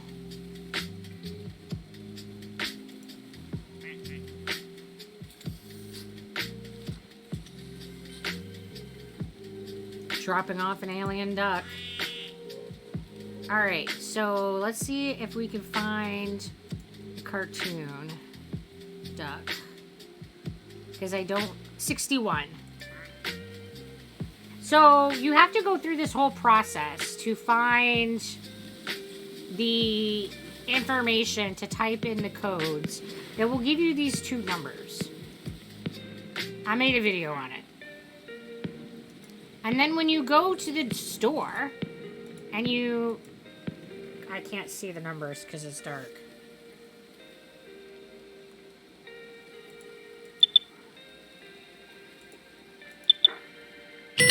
Oh, it still works. If you type in the code that it gives you, it is different for each person. So 4461 will not work unless you go through the entire process of getting your numbers for your duck. It will give you a different number every time, so you can't just use that in your game. Is there a duck named Otis? Right now there are no ducks named anything. And give me a second and I will show you where you can like get the full walkthrough if you're interested in actually knowing how to get this secret duck.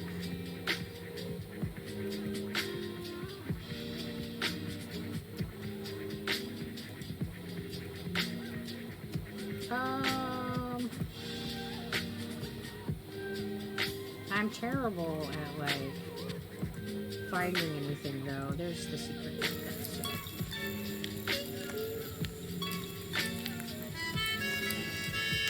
Alright, so that's the link if you want to know how to get into this room. Well, I will show you this room. So there's this table that has a lot of like things to look at. It's got like some dominoes and there's some pictures. It's got like a bathtub and some ducks. And these kind of look like they're planning and drafting of the game. It looks like it's showing you just kind of some of their process. You're getting the music from here, yeah. When you come into this room, it has music that counts as sound effect, and I can't turn it off. It's weird. I don't know why it does that. Yodel away, right? Then there's this creepy space. And if you click on here, there's this bed with all of the anime duck photos. So it looks like whoever has been working in this space is obsessed with the anime duck. And it's super creepy. It looks like a duck serial killer board. I know, right? Isn't it weird? It is super, super weird. I find this space super creepy. It's like a stalker space. And then there's this over here. And when you first come here, there's a soda can sitting in this table. And if you click on that soda can, it will give you a file that will be added to your control screen. So I now have this file folder sitting here. It's called the Forsaken folder. So if you pick up the soda can, you get the Forsaken folder. I have absolutely no idea, and so far they have not done anything with this Forsaken folder, but it kind of implies that they're going to be putting things in that folder along the way. But yeah, you can roll this D20. Yeah, there's totally a D20. And I can roll it, and it usually rolls for crap. But I always leave it on the 20 because that feels better. And again, there's the anime duck, and it's not creepy at all, guys. So then, this is the area that's important when you come into this room. There's the 6 screens, which implies that at some point we're going to end up with 6 different pools. Because there's only 2 current pools that are to be monitored. So it kind of implies that at some point we're going to get more pools. But what's really important here is this right here. If you come into this room and you push this button, it will spawn a new duck into your pool. And this is how you get the secret duck out of this room, is pushing that. And then you just leave the room.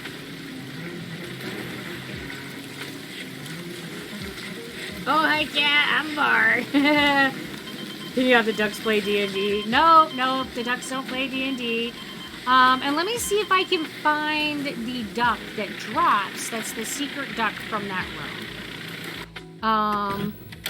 And is this a first-person game? Well, I guess. Check this out. Pancake Day! Yay! I think these ones turned out better than last time. We're building our dining chair. So yeah, once you go into the room, it activates the radio as part of a sound effect. So you inevitably hear stuff on the radio, and it's super weird.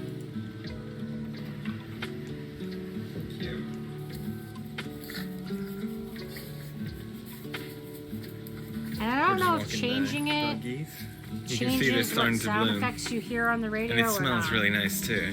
I'm so excited. Finally cherry blossom.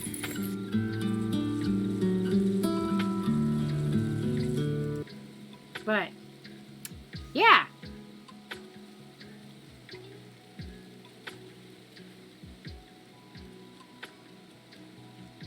Alright, let me see if I can find the secret duck that dropped. It's like one duck in hundreds of ducks. So it's going to be hard to find. But I'm going to see if I can find it.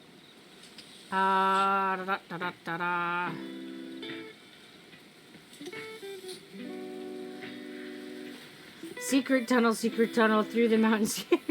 Alright. There's a first person in this game? I mean, I guess it's me, right? I mean, we're creepily watching these ducks. So finding the one duck is super hard. Let's just kind of zoom in and cycle through the ducks. We gotta find it eventually, right?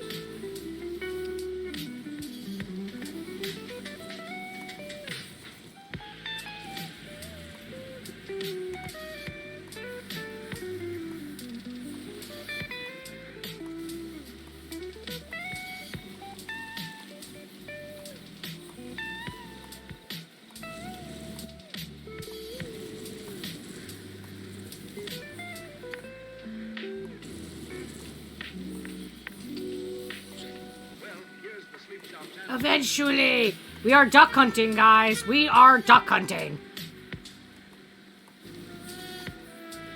We are looking for the one duck. You're just a drone, right? Here, this is the secret duck. This is the secret duck that you get when you push that button. And if you scan this code, this QR code, off of his little ducky butt behind, it will take you to a video that is a teaser for the next pool that they are making. So if you want to know what they're doing for the next pool, their teaser is the video that QR would lead you to. So all you gotta do is scan that QR, go watch that video. It is the secret of the what is the next pool coming. So if you're curious, that's the next secret. And if you want this duck in your pool, you can follow the link to the video that will show you the whole process of how you get this duck. And how you get him in your pool. And in order for him to be part of your flock, you have to do it all the different steps. You can't just type in the numbers that you saw in my stream. It won't work. Oh no, we got one ejected out of the pool.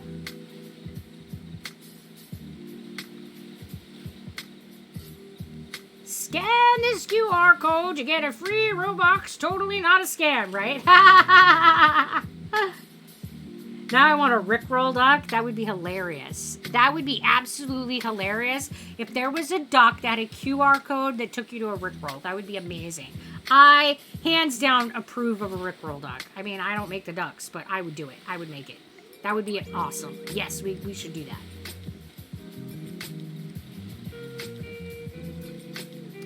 So, Placid Duck creators, if you're listening, Rickroll us. We love it. Do it. Yeah.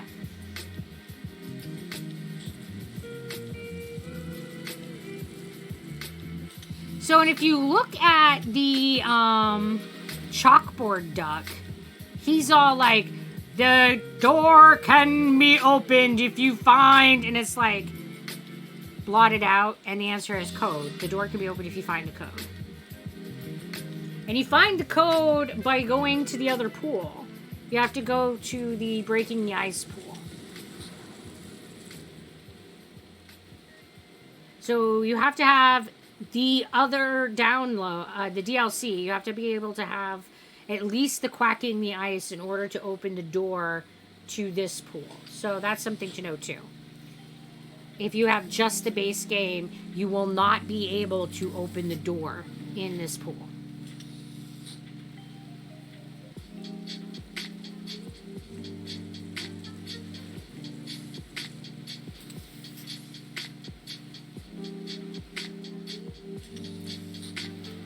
I haven't figured out what's dropping the bombs in the pool yet. I don't know which duck does that.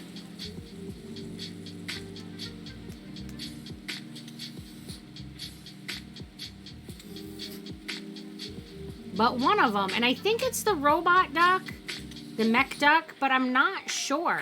But one of them drops these little bobbing water mines, and then they blow up and it pushes all the ducks out. But I'm not sure which duck is doing it.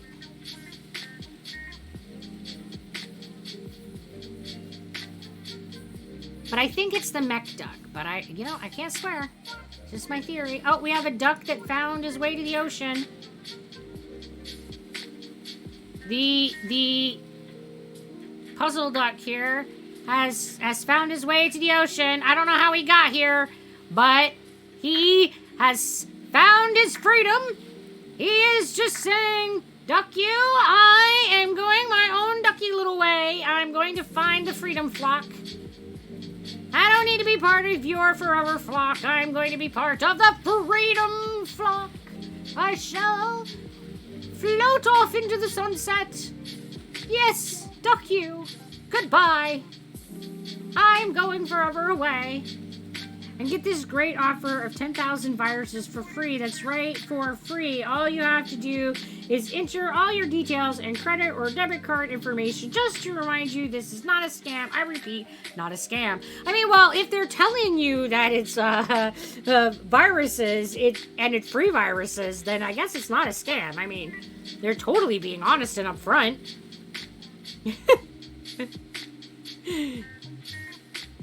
We are going to take all your stuff.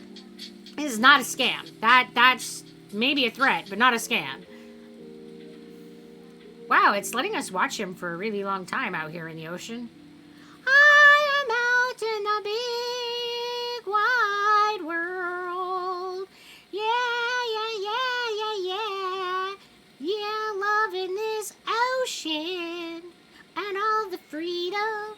And I'm all by myself and there's no crowding. Because you know that he's got to love that he has room to spread his wings without touching another duck. Because, I mean, our pool is definitely crowded. I mean, he's really getting pretty far. And we're still watching him. You're still part of our flock as long as we can lurk and watch you. You still belong to us. We shall still lurk upon you.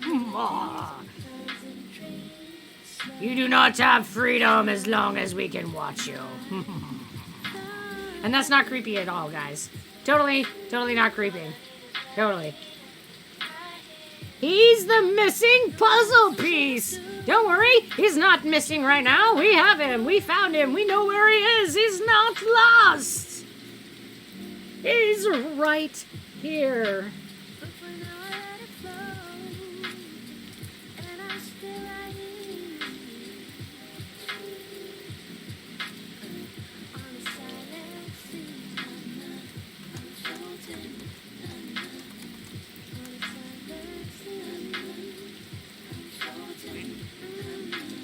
Glorious duck. Glorious, glorious duck.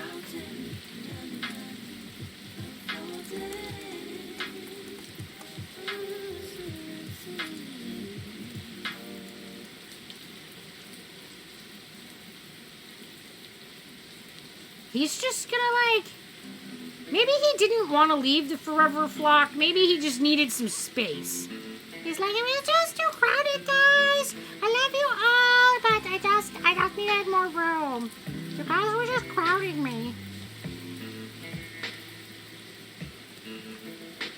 He's our little introvert duck. He's like, guys, I just can't handle it. You gotta be all like,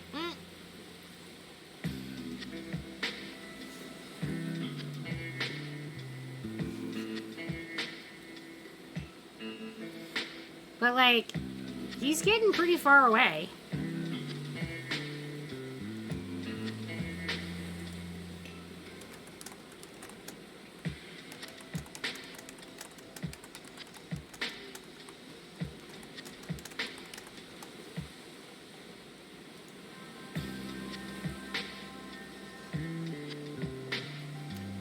And I still think that this pool is super weird because it is literally just like a pool in the ocean.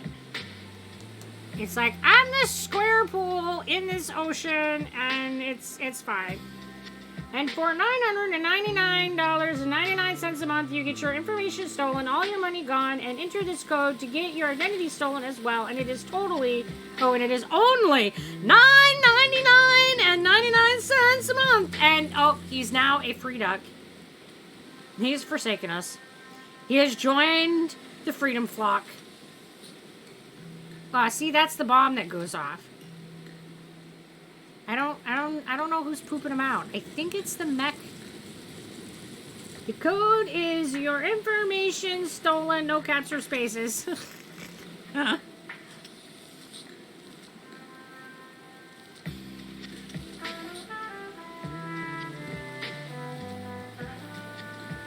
want to know who's blowing us up.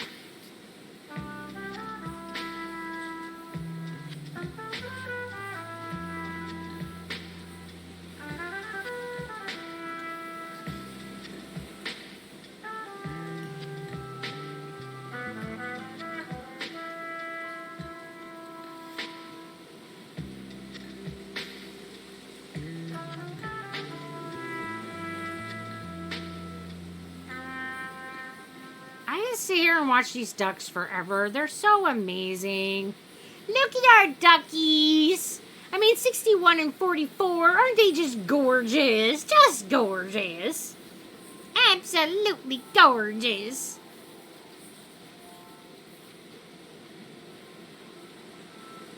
There's the Freedom Flock. They're going to collect our puzzle duck who has joined them. They're like, we have a new member of the Freedom Flock. We shall go and collect this member and make him one of us. Yes, we shall indoctrinate him in the ways of freedom.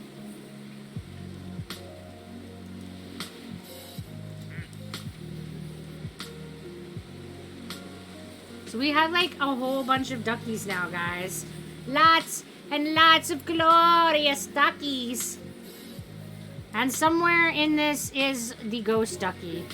I mean, basically what I will have to do is leave it on the screen in this mode, and eventually the ghost will have to, like, it just would have to happen eventually. I mean, he's gotta ogle him eventually. It's like, oh, ghosty, where are you? Oh, ghosty, oh, ghosty. Oh, where is my ghosty? Oh, where is the ghosty? And because none of them are named, they're like, target acquired, unknown. Target acquired, unknown. Target, all the targets are unknown. We don't know any of the targets. They are all unknowns.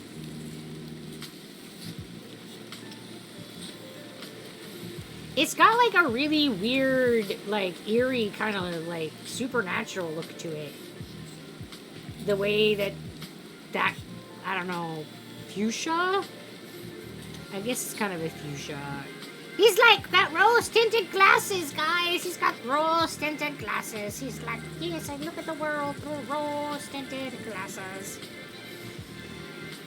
And I'm looking for all of the secrets of the docks. Random guy. Wow, that is such a deal. I can jump in to 1 million in credit card debt. I love. Right? Yes. Choose me. I don't have enough debt in my life. I need more debt. I need the crushing debt. My soul has not been crushed enough.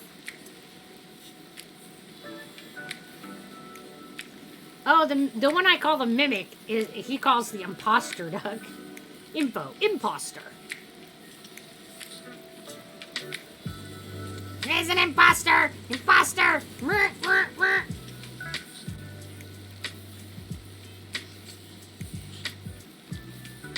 Like, what are the odds of actually getting the achievement? Like, how many people have it? It's probably low. I feel like I shall never have the thing. Why did it delete a fake link I did? Because it doesn't know it's fake. If it even looks like a link, it will block it.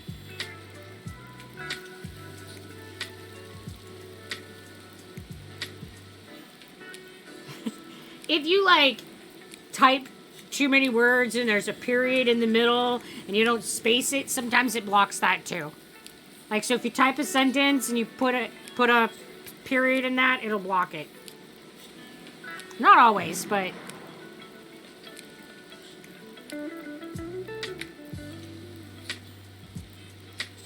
yeah. If it's because the period is like a link, so it just nope.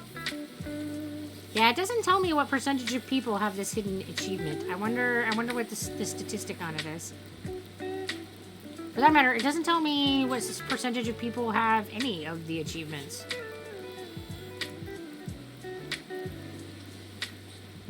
I thought it told you that somewhere. Maybe that's only some of the games give you that. I want to know if I've achieved something hard or if it's something that, like, everybody who plays the game gets the thing. Like, I gotta know these things. Am I cool or am I just, like, pretend cool? I mean, I know the answer. I'm pretend cool, but, you know, I want to pretend with more certainty. And if I can say, well, only a few people have this and I'm one, then that means I'm more cooler, right? I get more cool points, right? That's how this works, right? I've been the only person talking in chat. That happens sometimes. We get a lot of chat lulls where people just kind of like vibe and hang out, and that's okay. Nobody's ever required to talk and chat. And then other times we get where people like chat storm and we talk about all kinds of random things like frog farts and how Dragon breathing would be fart based. So, I mean, you just never know what's going to happen in chat. Sometimes it's quiet, sometimes it's weird, sometimes it's philosophical, sometimes it's political, sometimes it's just we like snacks and what they are. So yeah, you just never know what's gonna happen in chat. You just gotta hang out and see what the weirdness is. They saw this game and their brains drained out their ears and they lost their ability to chat. They ended up in ducky amazing overload. They can't comprehend the amazingness of the ducks and still chat. It's hard to do, man. It's hard to behold the splendor of the ducks and still chat. I think this guy here is the one that poops bombs, but I haven't witnessed bomb pooping. Maybe if I watch him, I can witness a pooping of the bombs. But I think that it's him who poops out the mine bomb things. I think it's you! I suspect you! Yep, he's opening up. Yep, it's definitely him! That is the bomb. And I can't click on it. But it's like a little mine.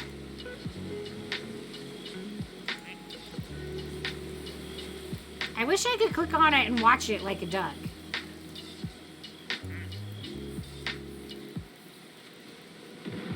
Boom! It's definitely the mech duck. I have confirmed my suspicions. And the rock farm grows.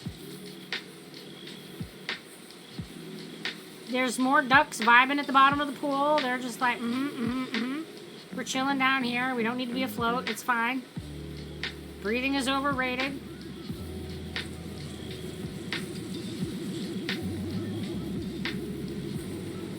I thought they just wanted to see the ad about your information stolen, right? Yeah, they went and checked it out.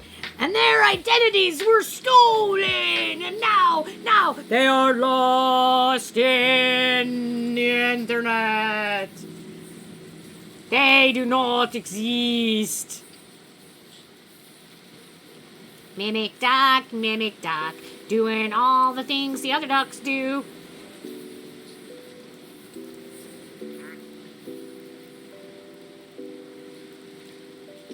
He's like, yes, I shall look like you.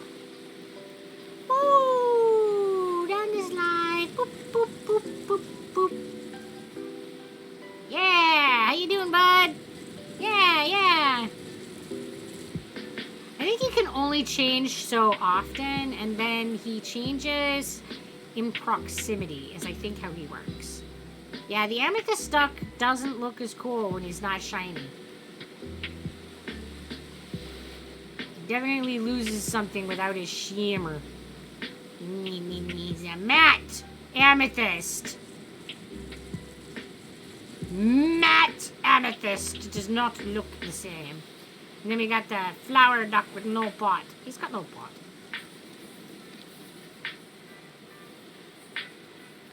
Oh, we have another duck making a break for freedom. And it's the watermelon duck. Oh, and the ninja duck is out here on the island. Oh, there's one over here too. Ugh. This plant duck almost made it. You almost made it to the ocean, bud. Now you are going to be right here next to this wall where it's super unexciting for all time.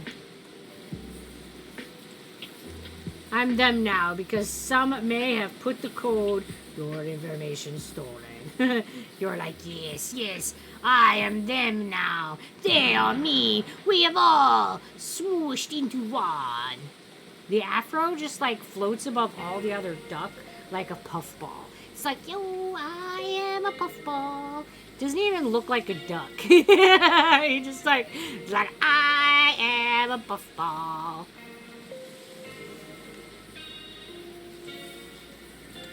These ducks are so amazing. I love them so much. And every time there are new ducks, I get ridiculously excited. Like, way more than I have any business ever getting excited about ducks.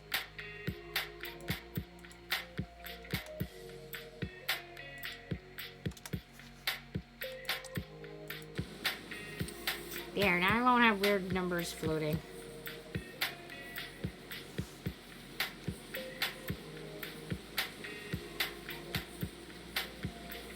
Yeah, I hate it when I go to type a comment and I like prematurely enter and it's like half my comment and people are looking at it going, I don't know what you're talking about, dude. I'd be like, yeah, I know, it was afterthought. It was afterthought. It was a thought that just like prematurely ejaculated from my brain. I don't know what to tell you. It happens in real life too. Like I'll like half form a thought and it comes out of my mouth and it doesn't make any sense and everybody's looking at me and I'm like, I don't know. It's like half thought. I don't know what to tell you.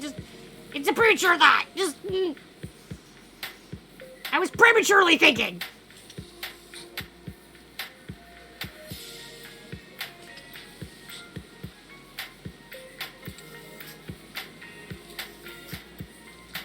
The risks of prematurely thinking. We do need to name the ghost duck, though, so we can find him.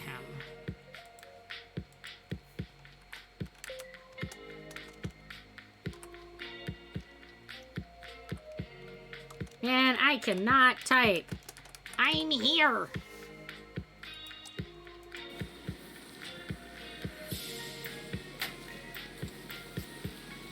Now, if we cycle through, at some point we're going to see a I'm here. And that's going to be Ghost Ducky.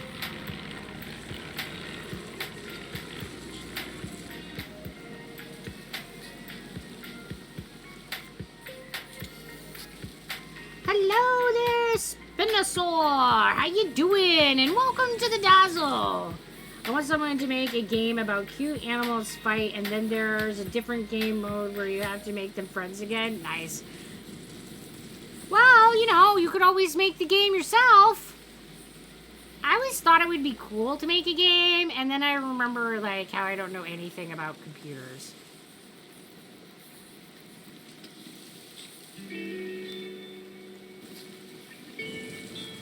Glad to hear that you were doing well, Dinosaur. Or Spinosaur.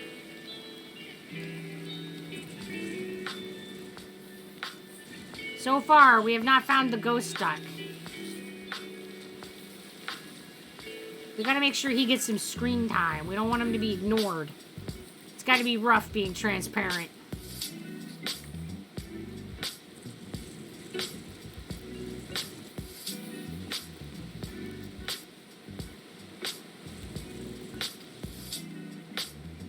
Especially when you're transparent in a crowd. Oh, you're like making a break for it there, Subduck.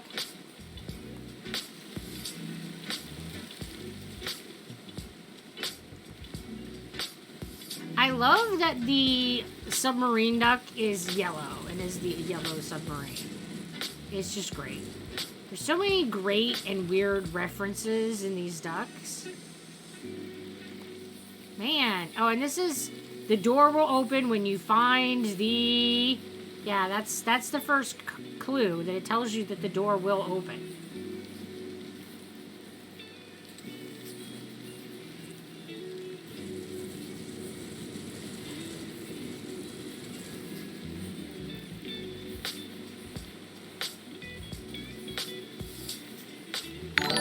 I don't think I'm ever going to find the ghost duck, man. I know he's in the pool, but he's hiding. He's like, yeah, you know, I don't need to be seen. It's fine. And hello, Footfuck Queen. How you doing? Welcome, welcome. What you been up to? Oh, look, there he is. Oh no, I very briefly saw him in the corner of my stuff.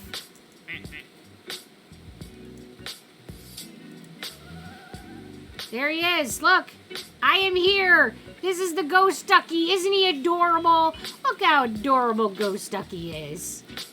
That empty space is our ghost. Hey there, Seabase. How you doing? And it looks like you were playing a Valorant. How is that going for you?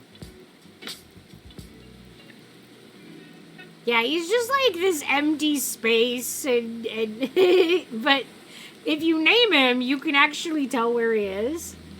Yeah, I think it's hilarious that you can't see him. I think that's perfect. I thought when I first got the duck that he was going to be a ghost, like the sheet. Like you see him in the collection, he's like, I thought he was going to look like that. And I was like, oh, okay, whatever, that's kind of cute. But this is so much better. This is amazing to me. I laughed so hard when I first realized that you were never going to actually see the ghost duck. And that the only way you would ever know that he was in your pool is if you saw him splash in and it was a splash but no duck. Or if you, in this case, you've named him and you see the floating name tile above an empty space. So yeah, it's pretty amazing. So he's one of my favorite ducks. They've got some really great ducks. All right, guys. It is that time of day. I'm turning into a pumpkin. Thank you, everybody, for coming and for hanging out with us. I really appreciate everybody being here. You guys are awesome. I appreciate the support by way of viewing us and hanging out with us. I appreciate all the follows and the subs. You guys are awesome. And a special thank you to all of the people who have given us donations, whether it is with financial support or in way of video game. I very much appreciate that. It is amazing. Also, thank you to the people who have been giving us fan art. I really love to see your guys' creative efforts. If you would like to give us fan art, you can do that by going to the Discord server and putting art in the fan art channel. Any art in that channel will be included in this slideshow. You can go check out the coffee shop by going to the link, Buy Me a Coffee, down in the About page. It is like Patreon with tiers of support, and different tiers give you different benefits. You can also go to Siri Skulk's page by clicking on the dragon picture in my About page, and that will take you to her coffee page, and you can see her art. She's the artist that did all of my overlays and all of my emotes. So let's go and see who is on that we can raid tonight. Let's be raiding. Oh, Rygon is on and he's chatting it up. So let's go raid Rygon. He is an amazing streamer. He's a lot of fun to hang out with. So guys, be good to Rygon. Throw him 2 or 3 Doritos to show him love and make sure he's well fed. And as always, thank you so much for coming and hanging out with me tonight. Tomorrow is Monday. It will be my first day playing Dark Souls, and I will be on at 6 p.m. Eastern Time if you would like to come and hang out with me while I'm doing that. You can see my schedule on the schedule for Twitch. And until we can hang out again, you guys be sure to take care of yourselves. Be good! Bye, guys!